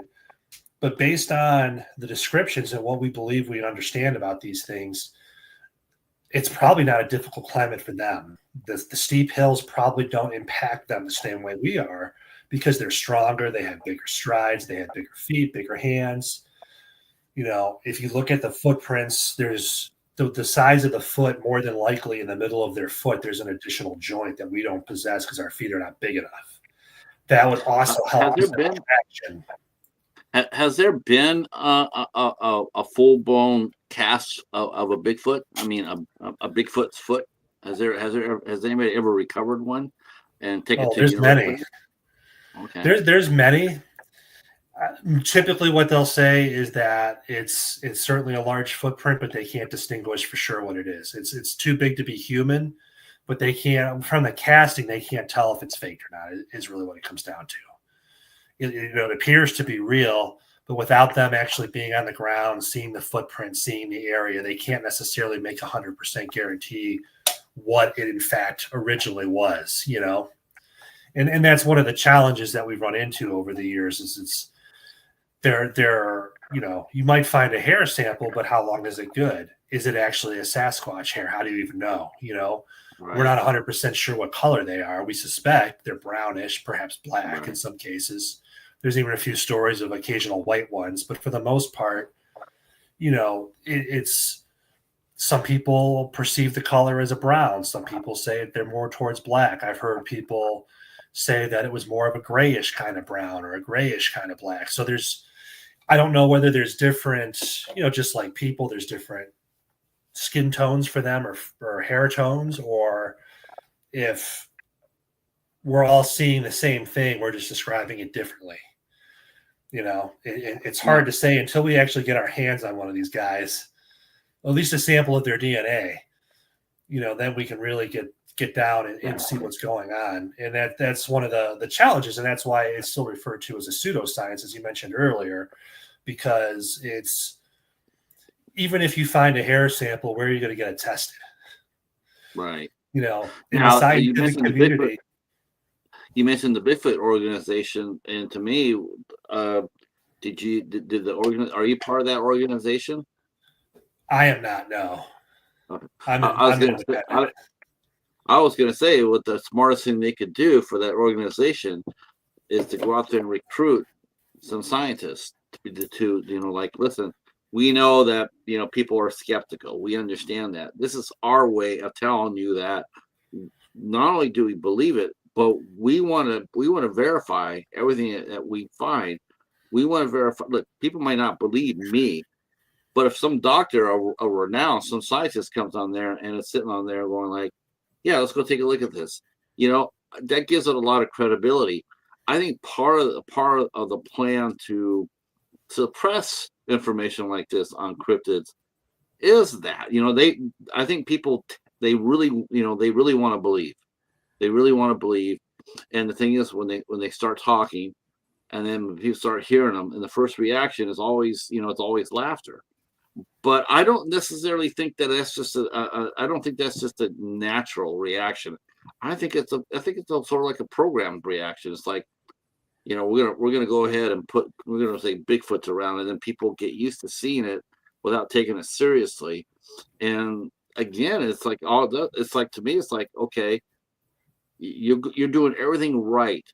As far as the pseudoscience goes, like, I don't understand that term, because it's like, if you're doing everything right in terms of collecting a new species or collecting a sample of hair or fecal matter or footprint, I mean, to me, you're doing everything what a normal scientific team would do. And I mentioned before you got here, we're still discovering creatures even now. There's a new insect in Australia. It's as big as your arm. It's like this big. They just now discovered it. It's the heaviest insect on the planet. They discovered a new shark species down in some caves. They'd never seen it before. And to me, it's like, until it gets identified, in a sense, it's a cryptid. It's unknown. That's exactly what they are. Yeah. Yeah. That's 100% what they are. And so, just because I don't have a footprint doesn't make it any less true that he's out there, any less than you discovered a new shark. Because yesterday you would have been telling me I was full of shit because you haven't seen it yet. But now you've seen it. Now it's like, okay, well, there are people who have seen a Sasquatch. They have seen a sighting of that, or a Yeti, or who knows? I don't know with a Wendigo. I know a Wendigo is a magical creature, but still, to me, it's like, I'm sure a Bigfoot, a Sasquatch is not just, it's not their homeland. It's not just North America. I'm sure. No, not at all. Every region has their version of the story of Sasquatches, but there's a reason for that, because all stories have to start somewhere. All sightings have to start somewhere, and that's where they start at. The Yeti in Asia, the Wendigo in Canada, South America. I'm sure they have their version of this. Names, yeah. It's just ignorant to believe that that there isn't because no one knows for 100% that there isn't a true life Sasquatch. Just like there was, you and I were talking about the Loch Ness Monster. Perfect example for that. And the one thing I mentioned too is the fact that it seems like in the 70s, this was massive. There was so much curiosity for the Loch Ness Monster, for the Sasquatch, for the Bigfoot, right? So much interest. And you would think with the technology that we have today, that would expand. That would just make it huge. You have shows like the X-Files, which I mentioned before you got here. That did a lot to raise the awareness of cryptids, even though it came through a TV show. They say every legend is based on fact. That's where every legend comes from a truth somewhere. And I just feel like now here we are, 2025, and it feels like we actually have less information when we should have more. And I don't think we have less on purpose. I mean, I don't think we have less by accident. I think it's on purpose. I really like to know what was in the Loch Ness. I feel to the point now where it's like, how did it go? I mean, it went from sightings. Different people had different sightings and pictures. We proved that was a hoax. Proved by who? By whose standard? Hasn't been disproved to me. I haven't seen anything, and I mean, think about the sophistication it would take back then when they took their pictures. Think about the sophistication it would take to doctor up a picture like that. I mean, do you really think the average Joe Scottish, is sitting there, coming up with an idea on how to make a fake picture? No, I don't think that would be within their realm to do that. I'm just curious what the satellites there are. We have satellites. What if Nessie did live there and she died? And which is probably what has probably happened, because there has not been a live sighting for a very, very long time. But what if they did? What if they found her skeleton in there? When they find dinosaur bones all the damn time, all the time. What if they found Nessie's bones in the Loch Ness and they took it? Same thing like with Mount St. Helen. Well, I mean, the stuff has disappeared to the Smithsonian over the years, and it gets recorded being checked in, and then they claim they don't have it, and no one knows anything about it 10 years later. And there's plenty of examples of those to go through. But yeah, I mean, it's. I guess you can never rule out the possibility that someone faked it. I think it's unlikely. I don't see how you could get away with it. And I agree with the old picture of Nessie. I don't know how you fake that at that time. The technology is not the same. That's one of the big issues we run into now. Is somebody will say, "Well, I have a picture of it," and then you really have to look at it and be like, "Okay, is this a legitimate picture, or did somebody generate this on AI?" AI. To me, that's what really is gonna. It definitely is gonna put, cryptology really behind the 8 ball now. Now that their AI is out there, it's just gonna help bury it. It puts us, it backs us into a little bit of a corner, but we're used to it. That's okay. And here's the thing too: is it was very taboo in the scientific community, and it still is to some degree, especially depending on what kind of work and where you work, to admit that you believe in Bigfoot or you follow the Bigfoot community. Because I've met people at different conventions and things like that, and they'll say, "Oh, I work in such and such lab. I'd love to get your card and reach out to you sometime if I have anything. I have some questions," and they're kind of like, "I'd really rather you didn't. I don't want anyone to ever find out that I was here. That's why I'm in Ohio and I'm from New York," kind of thing, because I don't want to take the chance of running into someone that might recognize me and it gets back to my employer, because then I'll be the laughing stock of the lab. And that's a real fear. Yeah. And I get that, we were all very curious, but they also have careers that they worked hard for, and they don't want to lose them over a maybe or even a guarantee for that matter. But so that's part of one of the obstacles. I think it is getting better. There are more people openly kind of coming to conventions. Occasionally we meet people in the social media groups, and it turns out that they actually have some kind of scientific background, or they have a biology degree, or they work in some kind of lab environment, which is always nice because then you can pick their brain about questions and things like that, anatomy questions, and just things that we wouldn't necessarily have the answer to. We would need someone specific. I mean, even zoologists, someone who's that familiar, or someone who studies primates. There's so many questions I'd love to ask some of these people, but it's very hard to, like, if you try to call a college and then you leave a message that I'm such and such with Cryptid Paranormal, I generally don't hear back. It's just what it is. And I get it. Well, like, they're crazy. That's okay. You're entitled. They're entitled to their opinion, and we've got ours.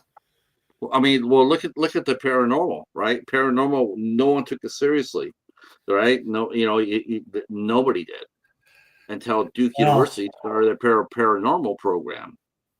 And the government started testing. They started running to see if they could find psychics for the Vietnam War. So they were running the tests for those, and then and like I said, Duke started their own paranormal department. Duke University, one of the top universities in the whole world. As far as I know, I'm not sure, but as far as I know, I still think they still have some fingers into that. I'm not sure if the department's still there or not. But I do know offhand, but I know that they were involved at one point. But the government's we're trying to work with remote viewers since the 50s. And it's strange because if you have an active sighting, whether it's a paranormal thing, by paranormal kind of encompasses everything, cryptids in a way sometimes too. But if it's a high enough visible site, somehow for whatever reason the government always seems to show up, and there's always some safety concern of why you can't pursue any further. You know what I mean? Right. And just like when the Roswell balloon crashed, of course, I'm sure it was a weather balloon. Then if it was a weather balloon, then why all the secrecy? Why did you have armed guards surrounding this massive area of desert to get a water balloon or a weather balloon out? What possible intelligence could an American citizen leak from seeing a weather balloon? Why does it? If you've seen the pictures when it was paraded out of Roswell, they tried to do it at night. And there's people on the street. There's armed guards all around this thing. And there's vehicles, and they got guns pointing at people for a weather balloon. Seems a little odd, doesn't it? Yeah. And then take, for example, the Flatwoods Monster out of West Virginia. It's technically considered a cryptid, although it's really more of an alien. There was a family that was outside. The kids were playing at a nearby school with some friends. They saw a big light in the sky. Something crashed on a neighbor's field. And when the mother and a friend of hers in the National Guard and the boys went over to investigate, it appeared to them to be a ship. Something came out of it that looked somewhat reptilian, and then it took off. And then you had a little bit of sightings here for a few weeks, but by the next afternoon, the federal government had taken over the farm. The school was shut down, that the city was basically barricaded in, and it was a meteor or a fallen satellite, whatever excuse they were. They were going back and forth, the different excuses. As well, okay, so let's say it was. Then how come the military hung around for 2 months? What could they possibly be looking? You know what I mean? What are they going to get from a satellite? And all of a sudden one day the sightings of this creature stops, and then the military's all of a sudden gone. They caught whatever they were looking for. Yeah, they accomplished whatever their goal was. If it was to get whatever crash landed there out, if it really was a ship, if it was some kind of stealth plane, or the pilot was in some kind of unusual suit for some reason. I mean, I'm more than willing to hear any theory. However, I just don't see why they would stay around for so long. And if you've ever read John Keel's book, The Mothman Prophecies, he talks about the Men in Black. And just kind of like what you were saying, where a narrative is being spun for us to believe, and those movies came out, and they kind of make a joke out of it. Right. But those guys have been cited for 75 years now. Probably longer than that, maybe even 100 years back. It's just what the ones we know of. And when the Flatwoods Monster incident occurred, there were people in black suits driving a black unmarked car, claiming to be from the government, that were talking to witnesses. They were talking to townspeople, and then they were just gone one day. And the same thing happened in West Virginia with the Mothman incident in the 60s. And there's articles in the newspaper. If you go to the Mothman Museum in Point Pleasant, West Virginia, fantastic place. But the guy who runs it has the old News People articles, and they talk about these weird guys in black suits that were walking around that were just would say that they were with the government, but they wouldn't tell you what branch. They wouldn't acknowledge if they were military or civilian. They asked questions. They didn't answer questions, and then they moved on, and they were there 1 second and gone the next. And there's stories that go back to that from Roswell. There's stories from that from when the Phoenix Lights happened. Every time it seems like these guys tend to turn up. And in the Mothman prophecies, John Keel talks about associates of his where weird occurrences happened. There was a guy who showed up at a lady's house claiming that he knew him, John Keel, and he, the lady invited him in. She was talking to him, and he, seemed like he was hungry. And she said, I don't have anything but Jell-O. And he said, oh, sure. Well, he tried to drink the Jell-O out of the bowl. And that was not the first red flag, but that was the indicator that there was something was wrong, because the way the witness described it, who had the encounter with this alleged Air Force officer who no one ever found or ever saw again, he acted like, according to the statement, he acted like he had never seen Jell-O, he had never seen a bowl, and he tried to drink, and she literally had to teach him how to use a knife and a fork. So there definitely seems to be a weird element out there that, whether it's connected to the government or not, my guess is it probably is. I agree with you. Circling back to earlier, I think there's a lot they're not telling us. I don't know why they're not telling us. I have all sorts of speculations under the sun where I could venture to guess why. Yeah, I could guess why too. I mean, just think of this. What really blows people's minds. Like, why don't they ever tell us anything like this? Why don't they? Well, think about this. If someone told you that there's space flight, right? And and the ships come down and they have finite amount of passengers, could you imagine what would happen if a species came down here and wanted to take? I know exactly. The worldwide would be chaos, mass chaos. 100%. Well, interestingly enough, Men in Black, great movie, by the way, but Will Smith's character has I'm not sure what the exact lineage is, but it's one of my favorite things in that entire movie. When he says to Agent K, why don't you tell people? People are smart. They can handle the truth. And he said, no, people are stupid, reckless, dangerous, and they act out of fear. An individual is smart. An individual can understand. But when you get people together, we act crazy. And that's a very solid point. If you took one by one a small group of people, 4 or 5 people, and said, here's what's going on, don't tell anybody, which obviously that would never work. We all played telephone in kindergarten. That story's getting around there, and it'll be worse than ever. But the point was, how would we react? What would have happened if they said, okay, it was an alien ship. We've got 4 alien bodies, 2 dead, 1 dying, 1 alive at Area 51, and we're trying to figure out what's going on. The world would have lost their minds. They would have gone crazy. And look what would happen now. It's even worse, because with social media, with the internet, with information being a split second away from it happening to where it's posted for the world to see, if somebody gets their detail wrong or somebody misquotes or says, oh, they could be dangerous, but we're still doing an analysis, and somebody takes they could be out and just says, well, this guy said they're dangerous, and here it's all over the place. You can watch the video for yourself. That would start. Do you remember 15 years ago or maybe 20 years ago when we had the power outage on the East Coast? Oh, I sure do. 2003. You imagine that's exactly what would happen if something like that happening now. 100%. 100%. Yeah. it would just be instantaneous blackout. It would just be Yeah, I like, mean, yeah, it would be insane. The power grid would probably fail because no one would go to work. People would be racing out of the major cities, trampling each other. They would raid grocery stores. I mean, look what happened during the pandemic with toilet paper for whatever reason. I've never understood why people were so obsessed with toilet paper. There's much more I couldn't higher understand priorities that on my either. list, but I didn't understand that either. Everybody was running for toilet paper. It's like, I don't get it. Why? It's not. It has nothing to do with you going poop in the toilet.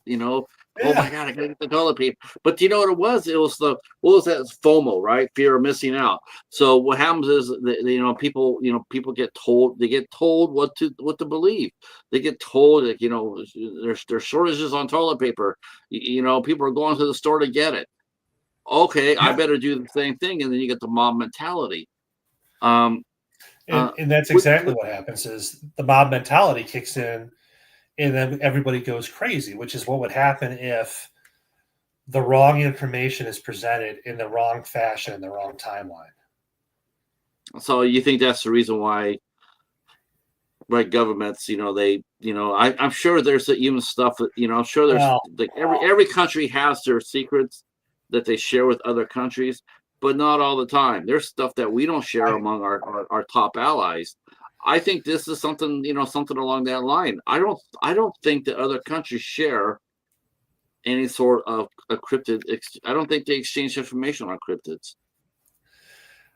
probably not. They may. I don't know. I don't think it's for the protection of the population. I think they No, do it to stay in power because whoever has the secrets, whoever has the knowledge, can weaponize information, has the power. But let's be honest. I mean, I don't know who's running this country the last 20 years, but it's no one we've elected is really actually doing anything on either side of the political aisle. Someone's pulling all the strings, and it's no one that ever steps out in front of a podium. I can tell you that. oh, that's always And been, and president's you always know what I been a mean. figurehead. So there's always some behind the scenes, in my opinion, kind of element out there that's pulling all the strings. And I think that if there is something out there that gives them a very powerful advantage. For example, I've always wondered, how did we go from horse and buggy to the first car? And then within 100 years of the first car, now that we have ones that drive themselves around town.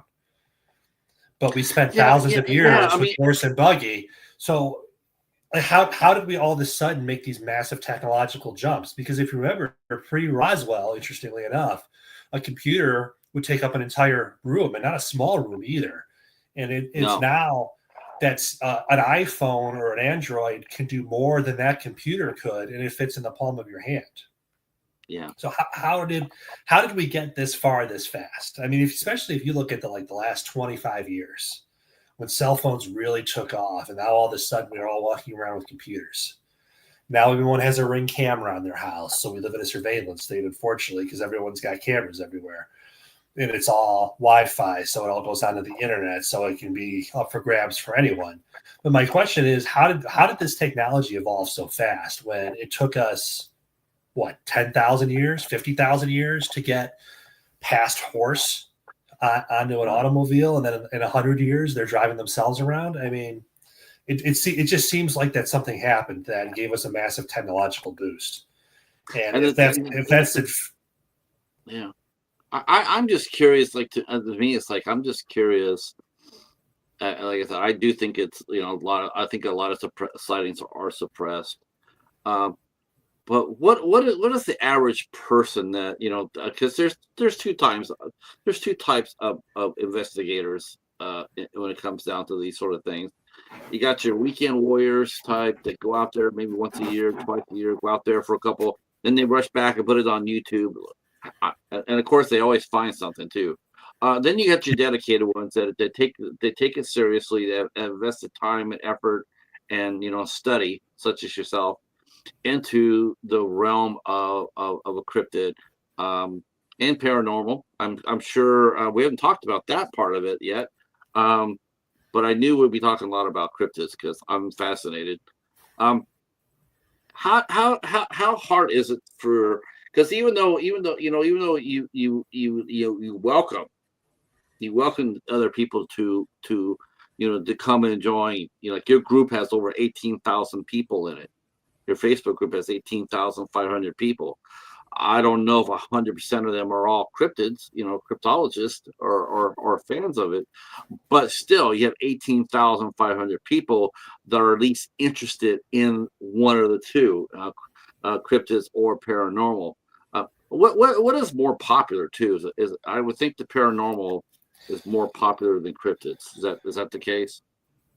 It seems like more people are interested in the ghosts and things like that. It's also a lot easier because, first of Yeah. all, for the most part, it's indoors, right?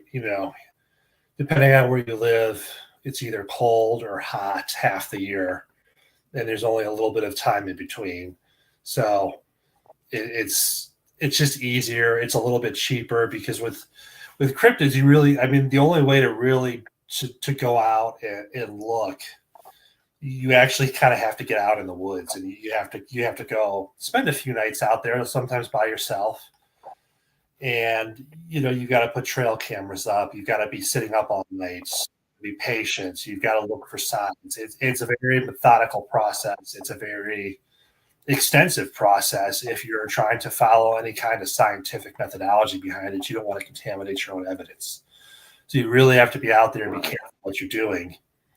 And it's just such a more hassle. Whereas for ghost hunting, you can say, I want to go ghost hunting, book a haunted house somewhere or a haunted museum or a haunted temple, do it overnight. It's $150. Yeah.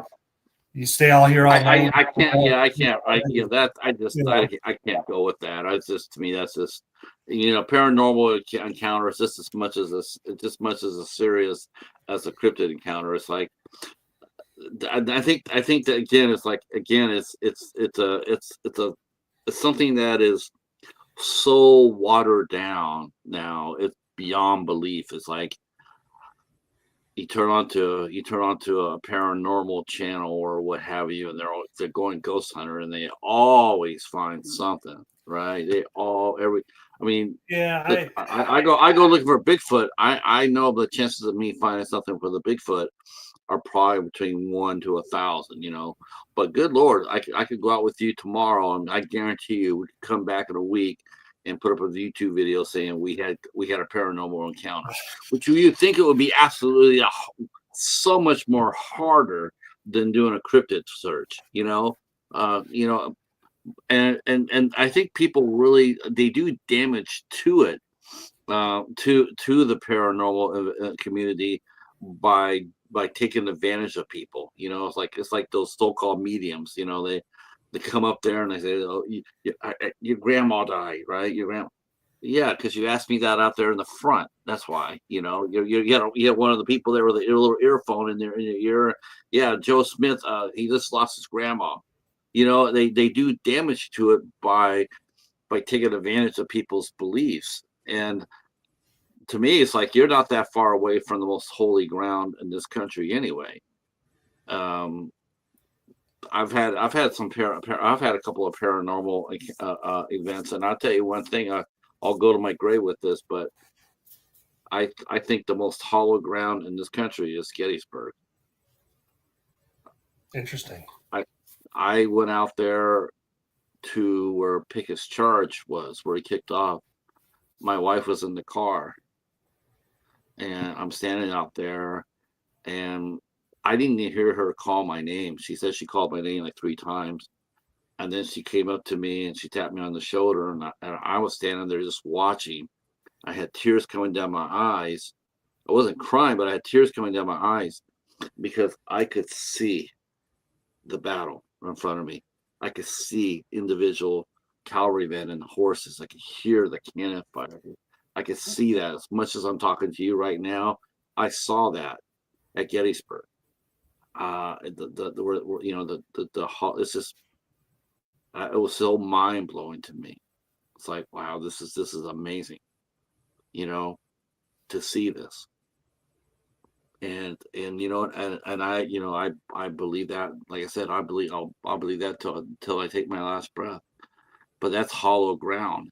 But it doesn't make me happy when I see people charging through there, and then they're okay, I'm talking to a soldier. I'm talking to, we're gonna make contact. We make contact, and goddamn well that they haven't done that.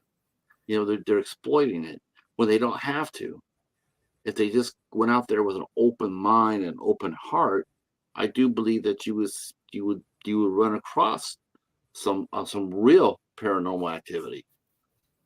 I mean, what was your first encounter? Have you had any paranormal encounters, or is it just an I interest in? I well, a little both actually, but yeah. So when I was in school, I went to Columbus State in Columbus, Ohio, and I was going to class one day, and I saw this lady in a red dress, very pretty, and I was on my way, and my math class was on the top floor on the left hand side. I can still remember walking up the steps, and I saw her ahead, and then she was in the hall. And I was like, well, she was in a weird dress, like it seemed like an 1800s style dress. And I was like, I don't know, maybe there's a Renaissance fair or Renaissance club or something I'm not aware of. So like either way, I want to go talk to her. So I started walking down the hallway, and I looked into the math class to see, typically I was running late, especially the math at that time.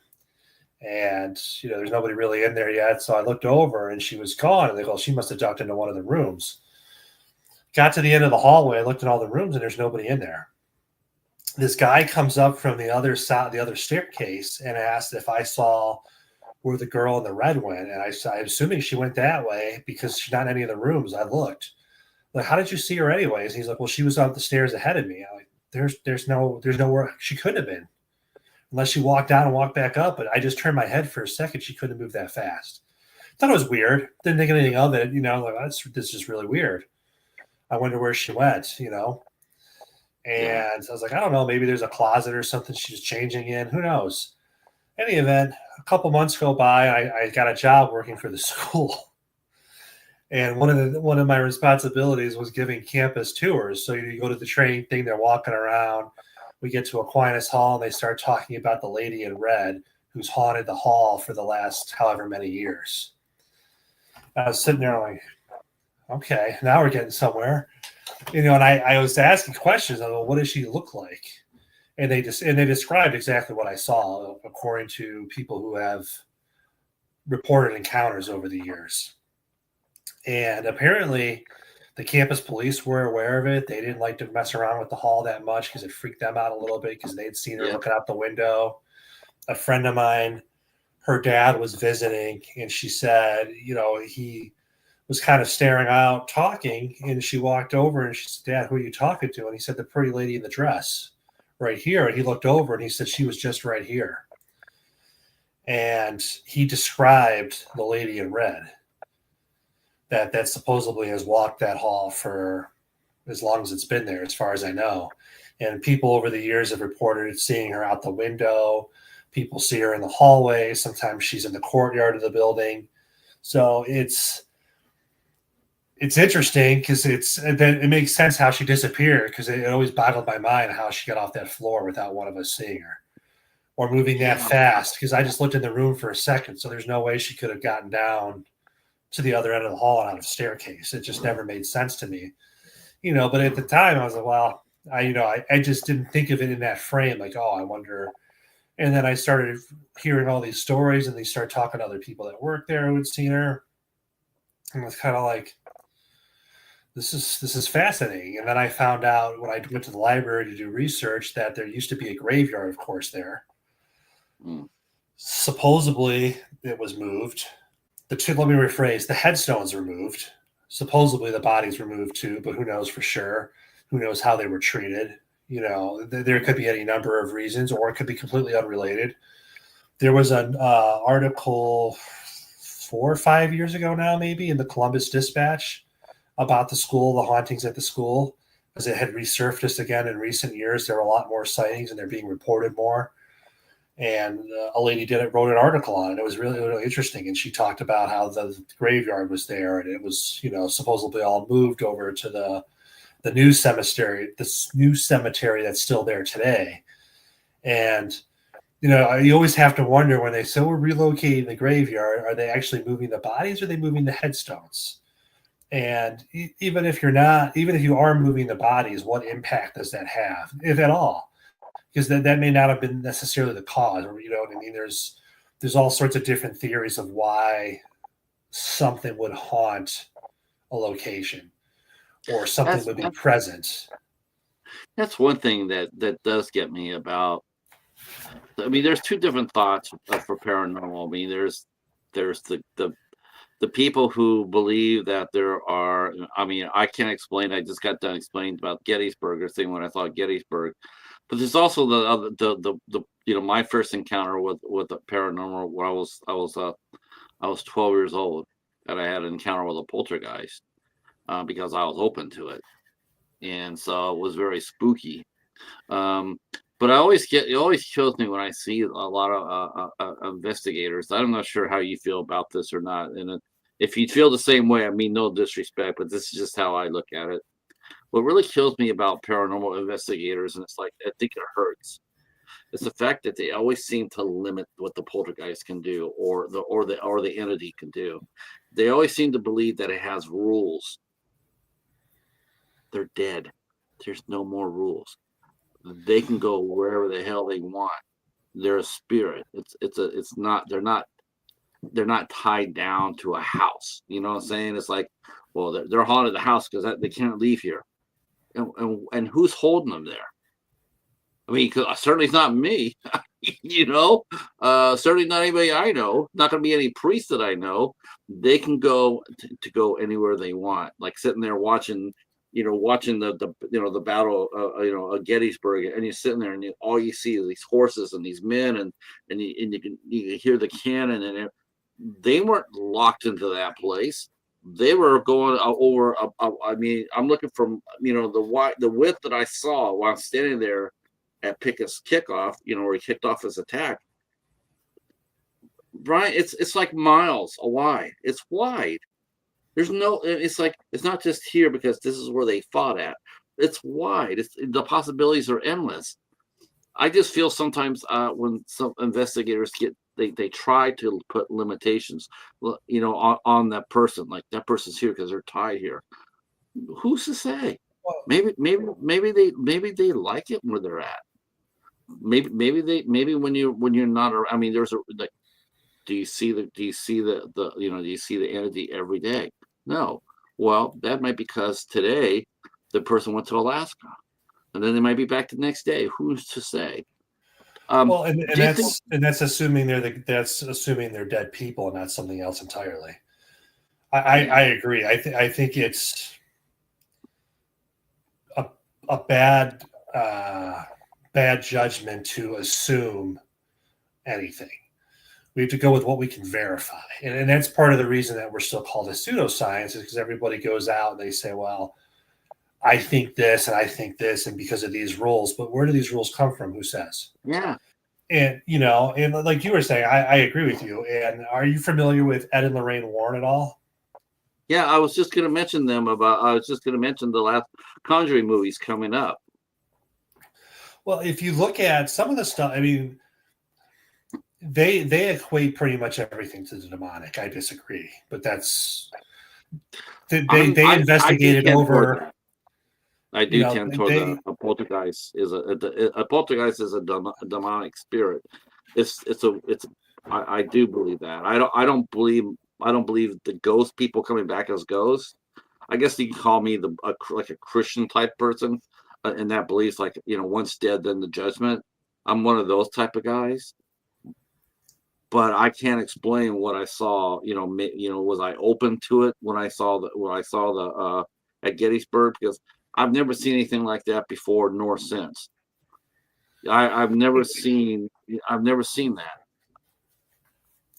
yeah, Not even. it's Go ahead. yeah, it's hard to say why some people see things and others don't.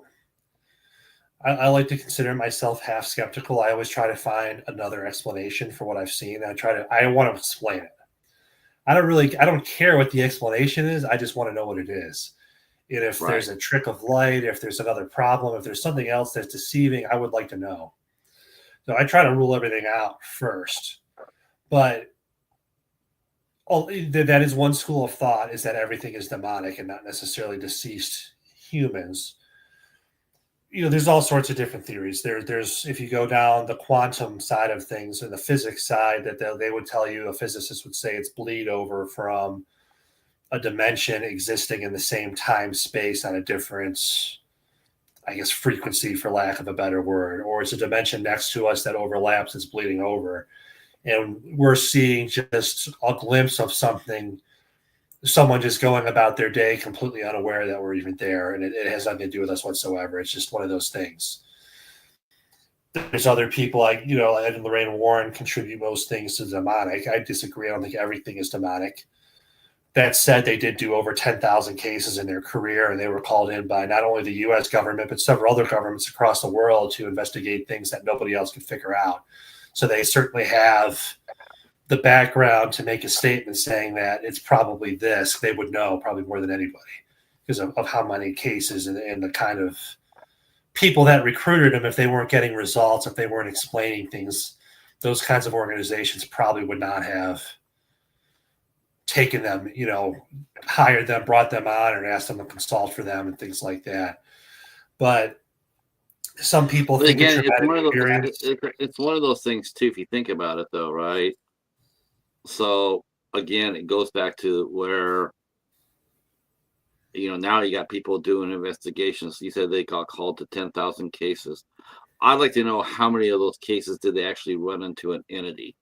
Because if they say they ran into 10,000 entity cases, I would have to sit there and I would question that. No, it's not because it's going to pop up just because we're the Warrens. You and I could go out there tomorrow and all of a sudden become Ghostbusters. I mean, we could have the same. We could do the same thing they did because we know just what they know. We know what they know. I mean, there's not that much difference between with the knowledge that they had versus knowledge that most people have. It's that they were probably more biblically based. They were. They were definitely both very Christian oriented. However, Ed Warren was very big on ruling out ghosts or demonic activity early on. There are a lot of the things that we would do today came from them. It occurred to him that an object might be moving because of the air pressure in a house. Right. He thought about things like that. So they would try to explain things before, and sometimes they could, and sometimes they couldn't. It doesn't necessarily mean it was spiritual or demonic or anything like that. They just simply didn't have a rational explanation for it either. But right. not every investigation did they run into things.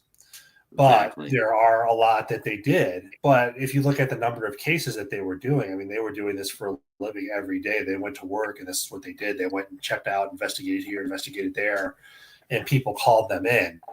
And that's the other thing, too, why their cases have a higher encounter rate than a typical investigator. It's just the sheer number that they did. And they were really one of a kind at the time, and they were world renowned. So people, if you had an actual serious, if you thought your house was haunted and you saw a ghost and it wasn't really bothering you, because I talk to people who have that situation all the time, and they'll say, oh, my ghost doesn't bother me that much. I just leave it alone. It leaves me alone. They've never called in a paranormal investigator, right? Something bad enough to happen for you to call in someone, to fly someone across the country, to put them up in a hotel and cover their expenses to come to your house and spend time there and try to figure out what is going on because you're so terrified. Something must have really happened to put people in that position to reach out to them like that. So I think that's one of the reasons why their encounter rate was higher. And again, just sheer numbers. It was over 10,000 cases. I'm not sure if anyone even knows what the exact number is, but I mean, that's amazing how many things that they experienced over the years.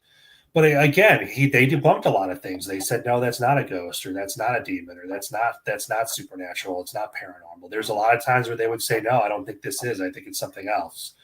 And sometimes they would get to the root cause. Sometimes they would. It doesn't mean it's paranormal, or at least there's no evidence at that time to support that theory. So then they would move on, And, well, what do you think about today's? What do you think about today's investigators, though? I mean, this is the like ghost hunters. You see those shows on TV. I just think yeah. Yeah. I think they're exactly what they're meant to be, entertainment. They're going to find something no matter what. No matter what, they're always going to find something. And unfortunately, I wish that were true, but the truth is that 9 times out of 10, when you go out, you find nothing. Yeah. You know, I stayed in plenty of haunted places and never seen a thing, never heard a thing, never felt a thing, never seen a thing. Seen a couple strange things over the years, but for the most part, when you go out, you put cameras, you might catch something a little off. Maybe it can be explained, maybe it can't. Doesn't mean it's a ghost. Just means I don't have the right explanation for it. It's not supernatural, not paranormal. It's just, I don't know. Maybe there's a problem with the SD card. Maybe the film got slightly exposed. Who knows what would happen to a picture to not turn out? You know what I mean? Things like that can be explained away. Maybe you're seeing a reflection of a light off. What about the equipment a lot of these folks use? I mean, is it really legitimate equipment, or is it a lot of it just bells and okay, you already answered that question. Or a lot of it just bells and whistles? I go back and forth on it. For example, I have EMF meters, K2 meters. I've seen them light up. I've seen them do things that don't necessarily make sense to me. My biggest problem with an EMF meter is if I hold it close enough to the wrong wall and there's a light switch on that wall, I'm going to get a reaction too. And there's different theories behind that. If a supernatural being is energy, right? Energy is energy. Doesn't matter what's creating it. It gives off some kind of a signal in theory. Any kind of energy would. So maybe they do pick up ghosts. I don't really know what the answer to that is. I'm very skeptical of that just because when you walk around with a K2 meter, I go to certain parts of my house and get to do all sorts of stuff if I'm standing in the right spot because I know where the wiring is. You know what I mean? That's going through the wall or going through the ceiling or the conduit in the floor. I was in Kansas City a few weeks ago and there were some things going off. And when we talked to one of the stewards of the building, he said, "Oh, there's a massive power line that runs under this floor." I was like, "Okay, well then, I wouldn't trust a K2 reading where there's a power line or there's what do you call it, like a secondary panel in the same room, and then we're picking up electrical readings." Well, I expect to pick up electrical readings in a room where there's a panel. You know what I mean? Right. Now, if it's different, if it's a cabin in the middle of the woods and it's off the grid and there's no power there, all of a sudden it starts spiking. Then I don't know. I can't explain that. And sometimes that happens. Sometimes people do go to places where there's no power, at least there's not supposed to be. And the equipment does go off. But again, you're talking EMF also picks up radio signals because I've seen that happen, like a PEM box, or a spirit box, some people call it. I've seen investigators on different group outings and they swear by these things. I was on Blessedhurst Island in Parkersburg investigating. Two of the teams had pen boxes, both of them. And they're talking in, and I was in the hallway between the rooms, and I hear one box talking, and I hear whispering out of the other. Then I hear them talk back, and I hear whispering out of that box because the signals were crossed. You know what I mean? And then it ended up being they were picking up. It was Parkersburg's homecoming weekend, and my Mel meter was picking up CB traffic from the boats, so it was pointless to you know what I'm saying. Though, are there explanations? Sure. Is that always the explanation? Not necessarily. Yeah. It's hard. It's certainly a good resource to have. I think it's worth noting. Anything is worth documenting. Every detail matters because if you do enough investigations and the ones where you actually have activity, where you actually say, okay, I can't explain that. When you set those all together and you're looking at basically like somebody dumped out a puzzle box, then you've got to put everything back together. Every little detail helps you tell where that piece fits in. And that's really what matters. Did you feel weird? I definitely can respect you for that. I mean, I do. I do. I think it's, to me, it's like, I just think it does such a disservice to everybody else when you do get people out there that are, trying to exploit people for money or fame or likes or what have you. And it's like, look, there's nothing wrong with going out there and taking your gadgets out there and doing No, not at a all. proper investigation. And if you find nothing, you find nothing. There's nothing wrong with that. There's it's like, look, like cryptid hunters. Look, it's just like I know that if I go out looking for a Bigfoot in Ohio, my chances are probably going to be like 1 in 100. And there's nothing wrong with coming back there and saying, nope, I didn't see it this time, because you don't know what's going to happen the next time, and you want to be No. ready for that. But I think when people go ahead and they pound it, like, yeah, I saw a Bigfoot, and they saw that, like, well, gosh, that's like your eighth sighting. You must have got something Yeah. by now, right? You must have got some proof by now. I mean, because you're a veteran at this. You know where they're at. You know where they're going to. So let's go get a foot casting. Let's go get some fur. Let's go. And all you've done is you just wasted everybody's time by just, I don't know, by wasting everybody's time. I do think it's a serious subject, and I do think that cryptology should be taken more serious. I mean, Yeah. I Yeah, do. that's it. I agree. Cryptozoology, parapsychology should both be taken significantly more serious than they are. And part of the reason they're not is because we do get people who exaggerate. Like, you have ghost hunters where everyone jumps if there's a sound or if a shadow moves, and it's like, well, okay, so let's break that down frame by frame. How many people are actually there? We see 2 people on camera, so what does that mean? There's 5 to 7 behind the camera. Mm-hmm. Are we seeing their shadows? Is the sound we're hearing that they knocked over a coffee can? Did they drop a lighter? I mean, are they picking stuff up? Sure, maybe. I mean, even a blind squirrel finds a nut sometime. But I think that these shows are doing exactly what they're supposed to do. They're there to get you to think. They entertain, and I'm sure they turn a lot of people into the field, which is great, because we always need more fresh eyes and more perspectives and more ideas, because there's always something we haven't thought of. But you just have to look at it and say, I realize that they could get lucky one day, but more than likely this is just an exaggerated show. And I don't want to say it's bullshit, but it's probably it's probably funny. less true than it's. Yeah. I remember seeing, there's a movie I saw, and it cracked me up. And it's this movie called The Dead Room. It's a really good movie, and it's about this house that supposedly got haunted, and the family left everything. I mean, they just ran. I mean, their house was a mess. Their insurance company thought so much of their clients that they hired this team to go in there and investigate it. So they go in there and they set up all their equipment. That's what they're doing. They have a psychic with them, and they have 2 tech guys with them, and that's their goal. That's what their job is, to detect abnormalities, entities.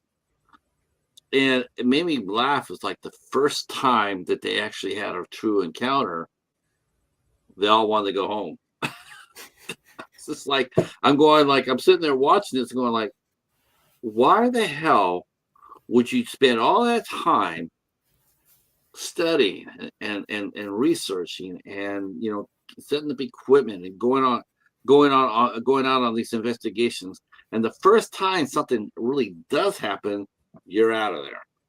To me, it's like, that's the opposite. You're not going away from it, you're going toward it, because this is what you live for. If you and I were in a house, and there was a bump a bump upstairs, and we're looking for Sasquatch, I don't think you and I were going to be sitting there going like, oh yeah, it's great, let's get the hell out of here. I think we're going to go out there and set up a perimeter and bring our ultraviolets, and we're gonna wait for that son of a bitch to come down. I want to see it. I went, I'm a cryptologist. Okay, bump. Well, I was a cryptologist. See, it's like, no, you want this is what you live for. I'm sure you run that through your mind many times when you're out on your investigations, where It's like, you play in your head, like, what do I do? How do I do it? What steps do I Oh take? yeah. I'm sure you're very, very ready for an encounter with a Sasquatch. I think Just that's I think that cameras. I mean, even my phone camera's on. Just recording randomness because I have night vision goggles that can record that I'll wear sometimes too that record video. My next investment's going to be in a body cam. As strange as that sounds, but when you're looking around and you turn your head, anything could be happening, and on the other side, when you're looking left, something could be happening right. you know Or if you're something right in front of you. So, I mean, part of it essentially is wiring yourself up with cameras facing all four directions, unfortunately, and then just spending hours going through all the footage, trying to make sure you didn't miss anything. But even just recording where you're looking, because if you go back sometimes and you look at footage of something you recorded, you may see something you didn't see before. Just right. simply overlooked it. And it's different when you can slow down the frame and go frame by frame, or you can freeze it, zoom in, and stare at it. You may realize there was something there. You may not be able to identify it, but it may seem out of place. Because when it comes You to mentioned. cryptids, when it comes to Go ahead. cryptids, that's what you're looking for. Something out of place. What doesn't fit? What shouldn't be here by traditional Yeah. standards? Is the ground disturbed in a certain way? Does it look like something came through here? If I brush away these leaves, am I going to find a footprint? Yeah. Sasquatch is traditionally being taller and wider. You want to look at, are there broken branches? If I walk through the woods, I break some branches. Occasionally I leave a Yeah. print. I would expect that they do something similar. So you kind of want to look for things that look like something has come through there. That doesn't mean a Sasquatch went through there, but that means something went through there. It also could have just been a bad storm a week ago and it snapped a few branches and, you know, but it's where do you start? You've got to look for something that's out of place, something that would indicate something happened that's unusual. One thing you mentioned, I want to come back to this. And you mentioned something that I think would be an ultra valuable tool, and if not, actually work with a network. You could probably get a network working on this. But those trail cameras, people, I mean, that's I've seen trail camera videos. I've seen some of those folks on YouTube. Man, they're impressive. They're very unintrusive. Unless you know that they're there, you're not seeing them. As far as animals going to them, there's only one animal that's really a threat to a trail camera, and that's only because they have some of the most incredible freaking noses ever. That's bears. I've that's It's the silverback bear. gorillas. Um, Not like bears. I've seen this Worse. guy put out his camera. I've seen this guy put out his camera in Florida, and it's been out there for 3 weeks. Bears will come by there, stop, turn around, sniff the person who touched the camera left, come straight to that camera. Other animals will just won't even pay attention. They won't smell anything, but a bear will always smell. But I just think that the trail cameras, during trying to find a migration path. Like I know that there's a migration path in South America for the jaguar, and they have cameras down there, and every year the jaguars go down and up that trail.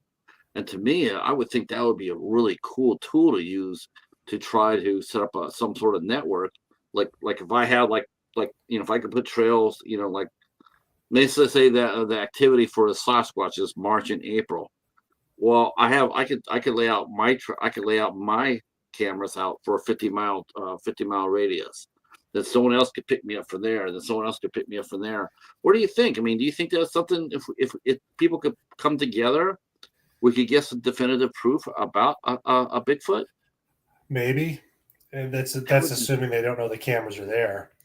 And there's some speculation that they might, because people do all sorts of different things.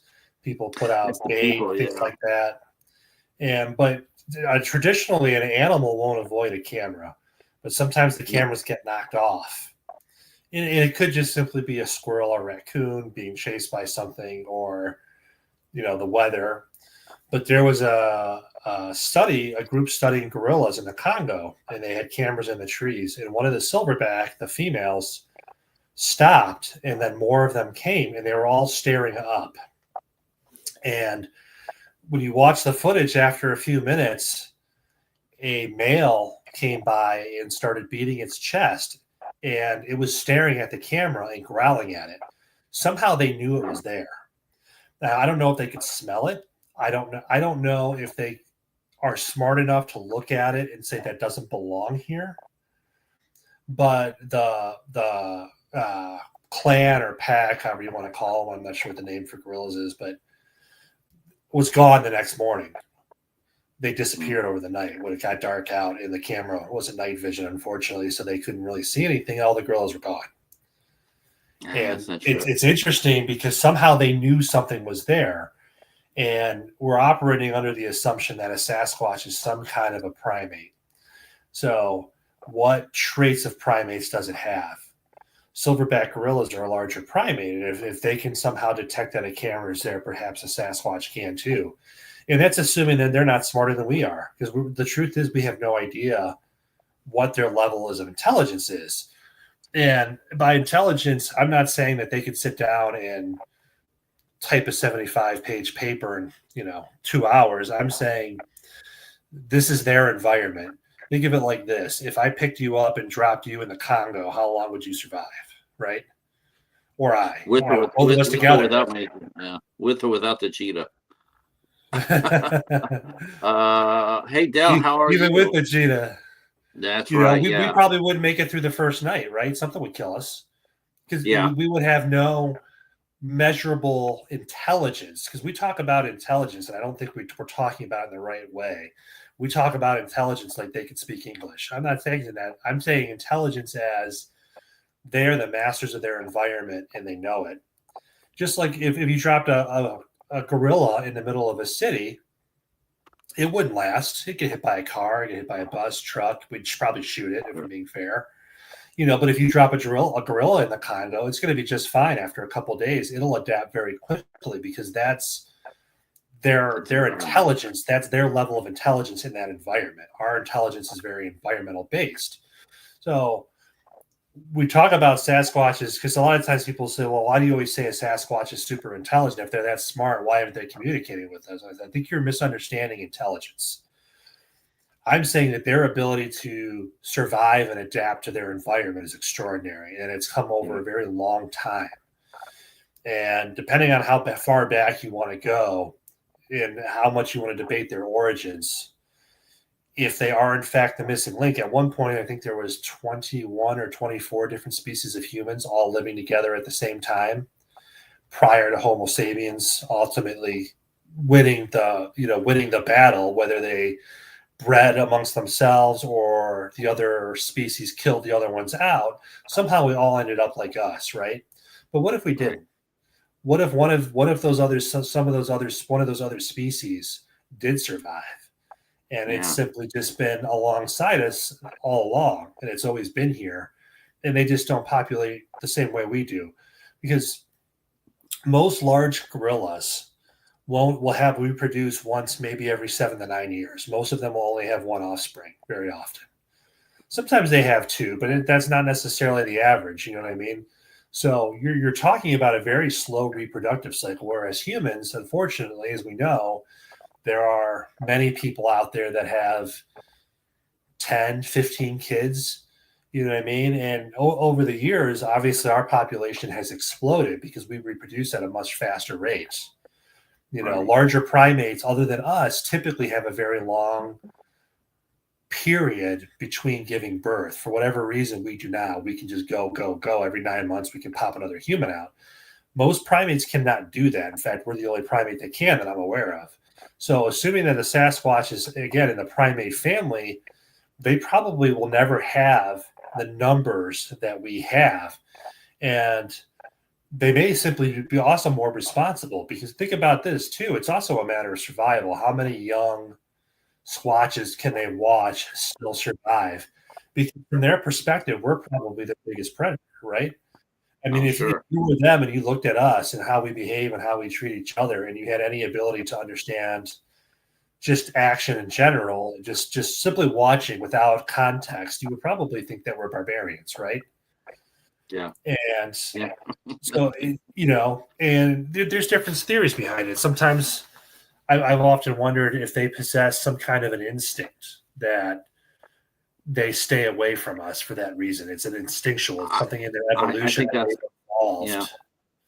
See, that's why You I know, thought they would evolve. That's why I thought they would evolve from being here in North America with the advancement of technology and the loss of habitat. Just like any other animal, they have to go where the food's at, and it's like, let's say they're used to going to a Farmer Jones's, garden for 2 generations, but they go back and next thing you know, there's a super Walmart there. Well, they're going to have to figure it out. They're going to have to sit there and say, well, we can't come here anymore because there's nothing here. So we'll have to adjust our migration. And to me, I would think that eventually, they would be pushed and, they would go where they're more quiet, like the forest of Pennsylvania or Canada, because there's not very many people in Canada compared to the size of the country. no, and It's most of them immense. all live on the East Coast Right. or the very far West Coast, but the middle of Canada is pretty much desolate. There's nothing there, Yeah. human And, wise. I mean, you think that they would evolve, they would adjust their migration path to basically the least resistance. They're going to go where they can go, and I think that I think if just through natural, I think their migration. Let's say, like I said, let's say I was saying from Montana down to Mississippi. I think eventually what will happen is they would go, instead of going down, they would go north.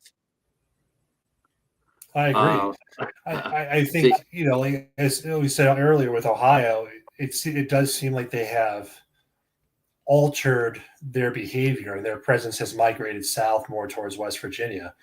I think in other parts of the country, they've most likely gone towards the Pacific Northwest, would be my guess. And from there, they probably make their way north. I agree. Like Alaska is a perfect example. Alaska has a massive number of sightings every year, and there's disappearances, and there's a lot of history up there. And so are they moving? I think so. Are they adjusting to our building patterns? I don't see how they couldn't, but it's not just them. Every animal is. You know what I mean? That's just what happens when we build a city. The animal life disperses to somewhere else. And I'm sure that they're doing the they same try thing. to. They And I try don't to. disagree. If we started building the Pacific Northwest, started booming, and there was a New York-sized city there, they probably would all end up in Canada because that's going to be the last place left for them. They are going to run out of habitat at some point, and that may be why we're seeing them more now too, is because the habitat is somewhat limited in certain areas. Because they're not going to know what we're planning to build. They're not going to know we're planning on putting a city there or a train through there or a highway through there. They're just reacting to what we're doing, and my guess is they probably from time to time do interact with other Sasquatches from different regions. I have a suspicion that their migration patterns overlap. The reason I say that is otherwise their genetic pool would be too limited. Because if you Yeah. just reproduce, you know what I mean? If you're reproducing, so they must have some kind of migrational pattern where they overlap with other clans of Sasquatch or other groups, or even just some random ones. Just someone to introduce fresh DNA into the mix. My guess is it's a biological imperative. Either that, or they're smart enough to realize that all of a sudden, all these squatches are coming out looking weird. They're acting funny, so there's something wrong, you know. But I would imagine that they've simply evolved in that way, just the same way wolves do. Wolves are typically stay within their own pack, or they'll stay by themselves. But when it comes time for them to mate, wolves will go mate with other packs. Somehow they Right. understand there has to be genetic diversity. And for all we know, the Sasquatch can have that same understanding. And that's part of the reason that they have these migrationary patterns. Part of it's food, part of it's survival. And part of that survival process is their mating rituals, which we don't know anything about that either. That said, are you familiar with the Olympic project up in Washington? No. Give it a Google. It's fascinating. There's a documentary about that talks about it with Small Town Monsters came out with as well. You can find it on usually Amazon or Tubi has them. But essentially, a logging company discovered, I think they're up to 30 or 40 nests now, and it's hours and hours out there to get to where these nests are. And there's multiple gates to get through because a logging company had it. Luckily, the owner of the logging company is a Sasquatch guy. So he gave a 5-year stay on doing anything with that area and moved to operations elsewhere. And there's a group called the Olympic Project that's been researching it for years. And it's absolutely fascinating. These nests the area has all sorts of wild berries, food, water up there. It's got everything you would need to survive. It's perfect. The Olympic Mountains are in Washington. If you look them up, they're insane. They're high, they're wide, they're thick. And these nests, some of them have been dated back over 30 years. And they can't explain. And there's been zoologists out there. There's been biologists out there from various universities in Washington. And no one can seem to figure out what made these nests. They resemble nests that primates sometimes make. They probably know what it is, but they're afraid to give it, like to speak it to power. They know it's a squatch, but if they said that, then then they risk being ridiculed. So they'll sit there and say, "Well, we don't know." Well, just be honest with us. Just say, "Hey, if you suspect there's there's a new primate, or if it's a Sasquatch, then come out there and say it." But that's just it, though. But we have to be careful that we don't jump to a conclusion. We have to say, okay, we don't know what this is. We think it could be this, but we don't actually know. So what evidence do we have that it's a Sasquatch? That's where you kind of have to start. And luckily, that's where they started. They scoured the nests. They found a few hair samples. The original samples came back inconclusive. There had to be blood. They had traces of what appeared to be human DNA. They had traces of what could be primate DNA, but it was just considered it was an unknown species. And all they were saying is the hair had been out there for a long time, and they couldn't for sure identify what it was or wasn't. But it could have been a couple of different things.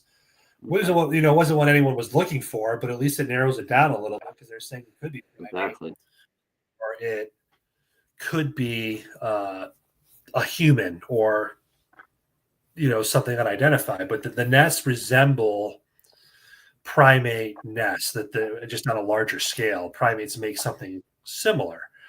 The branches that were broken down from the trees were snapped upwards of like 12, 15 feet high.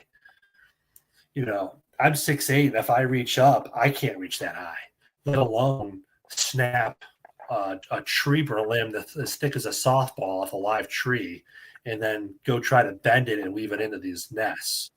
Something did that. Something was in there. There's something out there. Now, we, of course, all know that it's a Sasquatch, but there's no conclusive proof, at least as of yet, that that's what it is. We all hope that's what it is. Looks like it's going that way.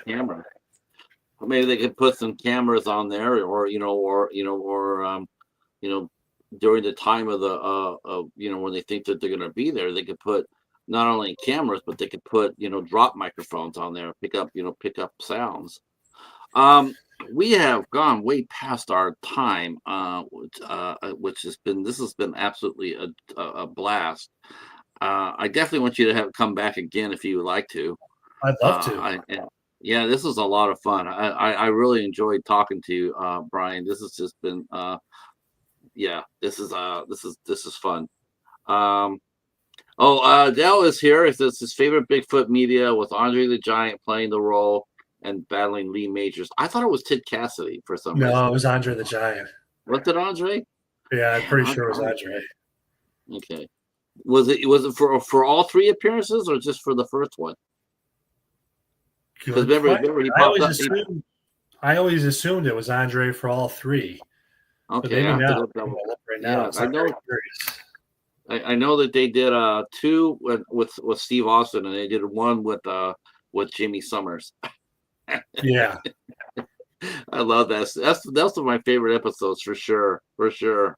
Andre, that would be really cool if it was. I thought it was the guy who played Lurch on the Addams Family, but I guess like it looks like I'm wrong. I know it wasn't Richard Keel. That's the only thing I know of. Though Richard Keel did pop up there on Land of the Lost, which is another interesting TV series. All right. Real quick, what do you got planned? Or what do you got on your calendar as far as investigations go? Are you gonna are you get ramped up for the winter investigations? Are you gonna be, or do you guys just shut it down during the bad weather and then come back during the spring? Do you have any conventions or any I'll be paranormal? at the Ohio Bigfoot Jamboree on October 4th. That'll be the next Bigfoot kind of conference in Ada, Ohio. It'll be a great time. There'll be a ton of speakers. There's going to be a lot of different investigators from all over the country there. We're all getting together the night before at some hotel. We're going to kind of swap notes and things like that. And then we're heading into, in my opinion, cryptid season, because the temperatures will finally start dropping into the 50s and 60s at night, so you can sleep in a tent without sweating to death. Right. Probably right. once we start getting below 60 at night, I'll start looking to book my first trip to Salt Fork for the fall season. And then I'll probably head down to West Virginia. There's a couple spots I'm interested in checking out that have had sightings recently. There's a few in Michigan. We had one in Monroe, Michigan, which is about an hour and a half from here, that there was a sighting recently. I'd like to spend some time in some of the woods up there, just looking around and kind of getting a feel for the area and things like that. And then once the winter hits, then it's back into the kind of the haunted houses for a while. I'll probably do Mansfield Reformatory does overnight. I've gone there a few times. It's always interesting. And then I'm always looking for different places to go. There's a couple places I found in Southern Ohio that you can rent, have been turned into Airbnbs and have had a lot of reported activity for years and years. So I'll be checking out some of those and setting up gear. And then, other than that, our first podcast drops this upcoming Monday night. So then we'll be doing a weekly episode of that, and we'll probably be talking about our investigations. We'll be having different guests on. We'll be kind of exploring. We'll be going down the rabbit hole. Each episode, kind of a different theory behind pretty much everything from lost civilizations to cryptids to paranormal. Is it connected? Is it not connected? You might be surprised when you dig deep into this stuff, when you start to run into similarities and see how connected things really are. I spend a lot of hours researching, and it surprises me sometimes still to find something and say, wait a minute, didn't I just come across that over here doing something completely different? And sure enough, you did. And so we'll be talking about things like that and kind of some of the theories we have going on out there. And we're looking forward to it. Yeah. Now, your podcast that you be dropping, will that be a visual podcast like this one? Or Yes. will that be? Oh, okay. Yeah, So it'll be on our YouTube channel. It'll be on the Cryptid Paranormal website too, cryptidparanormal.com. Okay. And we'll probably stream to Facebook and TikTok. We'll do all that good stuff. Okay. We're set up on StreamYard as well. So. All right. I'll be looking forward to that. And we put the description. We'll put your Facebook page down there, and then we'll put the YouTube page in the description box. And if people want to get more information, they can zip on over there and check that out. I want to thank you again for coming in and talking with us. Sorry about I still think now that we're talking about it, I do think we did have some paranormal activity tonight, beginning of the show. Could have been. Stand with that. I'm going to stand on that, and that was sort of spooky. It was funny because I just got a brand new phone. It died out. It kept on dying out. I'm going like, I'm only talking about some ghosts here, and then you got bumped. And I'm telling you, the forces were arrayed against the good guys, but we prevailed and had a great time. And we'll talk to you guys. We'll talk to you soon. I want to thank my chat for coming out and hanging out with us. I had a fun time. Dal, thank you for coming in. On Thursday, we'll be back on Thursday. We'll be back talking with our actress Amber Brooke. Will be here with us, at 8 o'clock, and we'll talk more things horror and acting and alternative art and all sorts of other fun activities. But to everybody else who watched it or watching the replay, thank you for being here, and we will see you soon. Stay right where you're at for one more minute, and then I'm going to say goodnight to the rest to the rest of everybody. Peace. Good night, everybody.